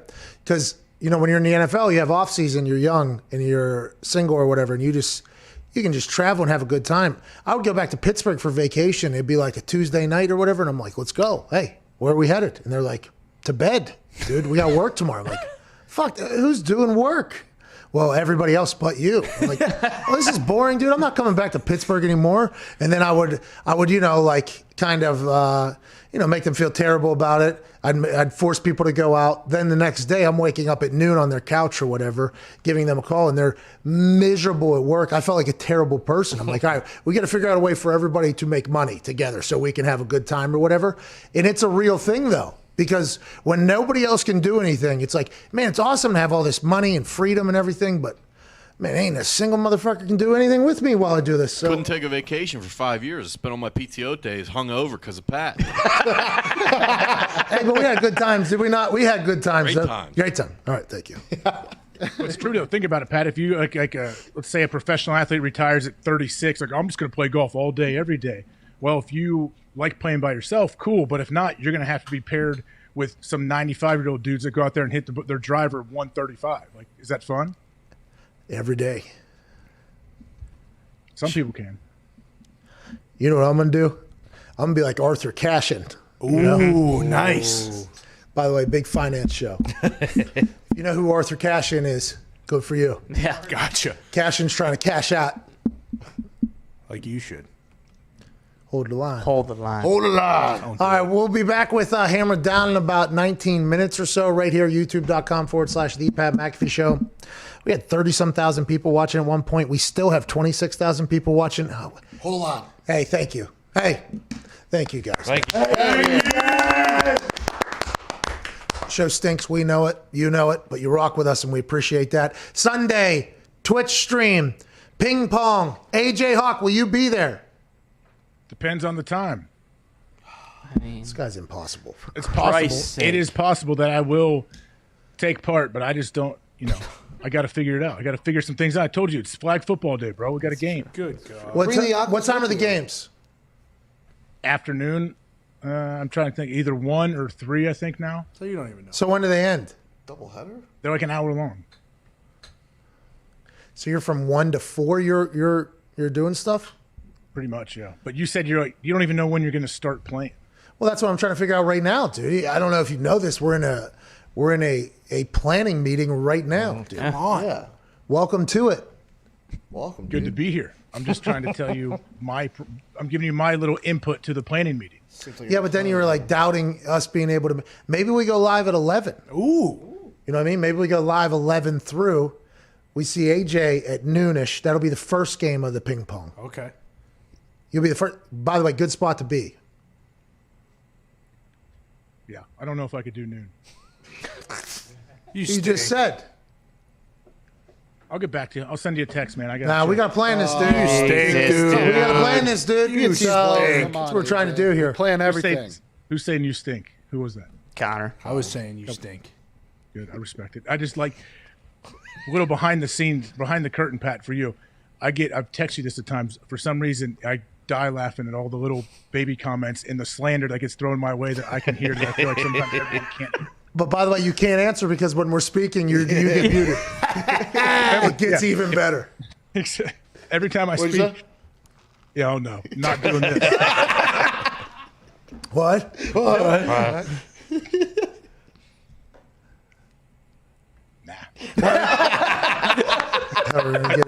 Hey, yesterday, obviously we powered through it, and today completely forgot that we had a heart out there, at the end of the show. So we haven't got a chance to get the Hawk Hype Hive going.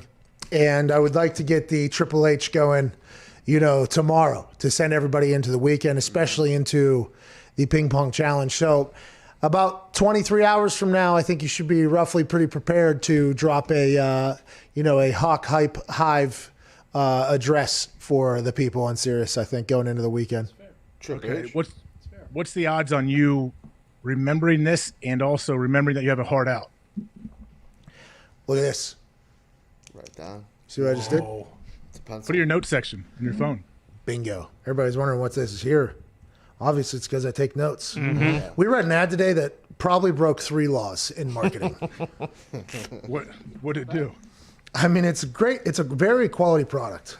It's a very good product. The best. But they started a promotion around the big game that they just titled a bunch of things that I don't think we're allowed to say or they're allowed to do. No. Really? So are you not allowed to say like it's a Super Bowl show? I know Bert and Tom are doing something with Warren Sapp and they can't say it's Super Bowl. It's called like the Super Show or something. Yeah, you can't name anything after it or around it, about it. It's like one of those, it's like a, whatever, copyright or whatever Super Bowl is. Can't steal likeness. So you can't get taken down from YouTube? Is that what happened? Yeah, and you probably have to, the money on the back end probably and everything you'd probably owe and all that. It'd probably, they would probably take you down if I had to guess. Okay. So what's our thing called? Well, that's interesting because the Super Show sounds pretty easy, much easier to market than Countdown to Kickoff Celebration Time. Still sounds good though. It's a win-win. Yeah. It's a win-win. Second one's got a ring to it. I like the second one. What was it again? Countdown to Kickoff Celebration Time. What is time in there? Presented by FanDuel. Could do Super Celebration Show. Super Selly. Oh, Super Selly Show? Nah. Silly. It's too much hockey, and nobody watches that. Super Show Celebration? Nobody will watch it because hockey's associated. What have you been writing down? AJ Hawk Hype Hive. And I put a square around it, You know what I mean? The AJ didn't make it into the square. Only the Hawk Hype Hive did. Hell yeah. Because I think that thing's going to be buzzing tomorrow around 2:59 Eastern Standard Time going into the weekend. Yeah, we'll be off of Sirius by then, so that's good. Oh, yeah, sorry. 2:55. Good call. Let me write that down. 2:55. You would have missed the hard out. That almost happened today a couple times. Thing died. And I couldn't find batteries. Yeah. It's unbelievable. All right. Yesterday, Foxy almost pissed his pants. Good today. Did you bring a bottle? That was good yesterday too. Got your dad's basket.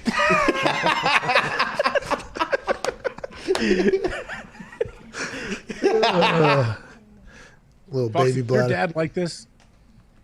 Actually, no.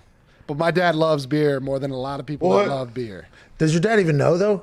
That we talk about this? Yeah. Yeah, he does. And by the way, who's we? Okay, I do Yeah, not talk about jeez, this. This dude. is very much this is a couple people in the office's He conversation. knows and he thinks it's funny, but actually, like my brothers and my mom and everyone else thinks it's fucking hilarious. Okay, good. They love it. Thinks it's funny because he's bombed. If you would have said your brothers and your mom would get upset at us, I'm glad that's not the case. No. 2:00. Still cracking those beers open. Every day? No, not on work days, of course. Dad, He waits it's till he gets Monday. home on work days. Middle of the week? My birthday, Dad. I did get arrested like 4:30 a.m. on a Wednesday morning, though. So, Well, that's different. I mean, it wasn't 2 p.m. Eastern. You know? So, Not an animal. something to think about at least. No, there's anything wrong with that, by the way. It's not me. I would like you to let that be known, Mr. Fox, not I. Okay? It's the toxic Yeah. triplets in this office. Don't you throw me in there. Yeah. I have the utmost respect for Foxy's dad. How come? I'm a booze hound in training myself, so Well said. Well said. Okay, Nick, now you got your microphone back there? Guy's got a BAC higher than your THC. Oh, all right. See, that's Pretty good. Yeah. Pretty Nick good? started this whole Pretty thing. creative, yeah. Oh, that's good. So I that wasn't me, though. Just like that to be known. The opinion of the toxic triplets around here do not reflect that of their employer or their peers. Even though I think Diggs has gotten involved in the conversation before. No, he hasn't. Toxic one? Yeah. No, Diggs is supportive. Thank you. Even though you took some shots at me today. He digs his brown bagging it every day after work. He's the Sure. king of the toxic. Oh! Fucking Mr. Canada. I would like to put a motion forward that Gumpy has become the most negative person around here. He's the triplet. No, He's you Ty are. Nick Gump. No, he's from another country. I'm a pretty positive guy, you know. I mean, Oh, yeah, all right. Gumpy does have that Oh. incredible ability to find something absolutely terrible with something, I've learned. Some things may have pushed me to be the way I am, Pat. Hey, we've all gotten here in different roads, haven't we? It is wild the way this office works, dude. Yeah. I literally will disappear, come back 2 minutes, 3 minutes, and boom. Somebody just got it. I'm like, how? And then I'll back out. I come back in. Oh, wait till you hear about blah, blah, blah. I'm like, what the fuck goes on over here? And then it's just like the next one. And then listening to them talk, they'll remember and it'll be like, oh, but it is electrifying in here. And I would like to let everybody know that, it's for entertainment. Anybody can get it in there. Oh, yeah. It seems like It's scary. from the toxic group. And Gumpy has mixed right in. And boy, it has been an added weapon, I think, to their arsenal that they have not had at this particular Well, time. and Mansuri sneaks by, but I mean, he's good for a solid cracker too, as well. Bad people. The elder statesman here. I got Thank you. I've had the opportunity to witness it and sit there, and it is very fun to watch, especially like on the patio in Orlando, and then all of a sudden Pat disappears for 2.5 hours to get a deep spray tan, comes back, and Pat freaks out a little bit, and then you get some raindrops on your tan, you freak out even more, and then you eventually take a shower. Bingo. What's wrong with that? By the way, that traffic was hellacious that night. I did not know said spray tanning salon was going to be an hour and 20 minutes away. That's a long, long, long way to be sitting without your back touching the back of the seat and your legs touching the bottom of the seat on the way home after you just got painted an orange color. It's tough go. It's tough go. Hey, when you got back, Zeke was probably still getting a haircut from that dude you had over. Great haircuts. Good cut. Great Good haircuts, cut. but those took a long, long time. We appreciate him doing that. But boy, He would walk by and be like, "You still getting a haircut?" it was a long time. Oh, he did have to give Zeke like a 45-minute consultation before he put clippers to hair. Oh yeah. True. Oh yeah. True. Got to figure out what's going on. That's right. Gotta figure it out. Great haircut. All right, let's get the fuck out of here. 9 minutes until Hammered Don. We'll see you tomorrow, AJ. Hey, I got my notes right here. 2:55 Eastern Standard Time. The Hawk Hype Hive. Yeah. The Hawk Hype Hive. Yeah. The Hawk Hype Hive. Yeah. The Hawk Hype Hive is going to be buzzing. Because the Queen Hawk of the Hive, King Hawk of the Hive, will speak.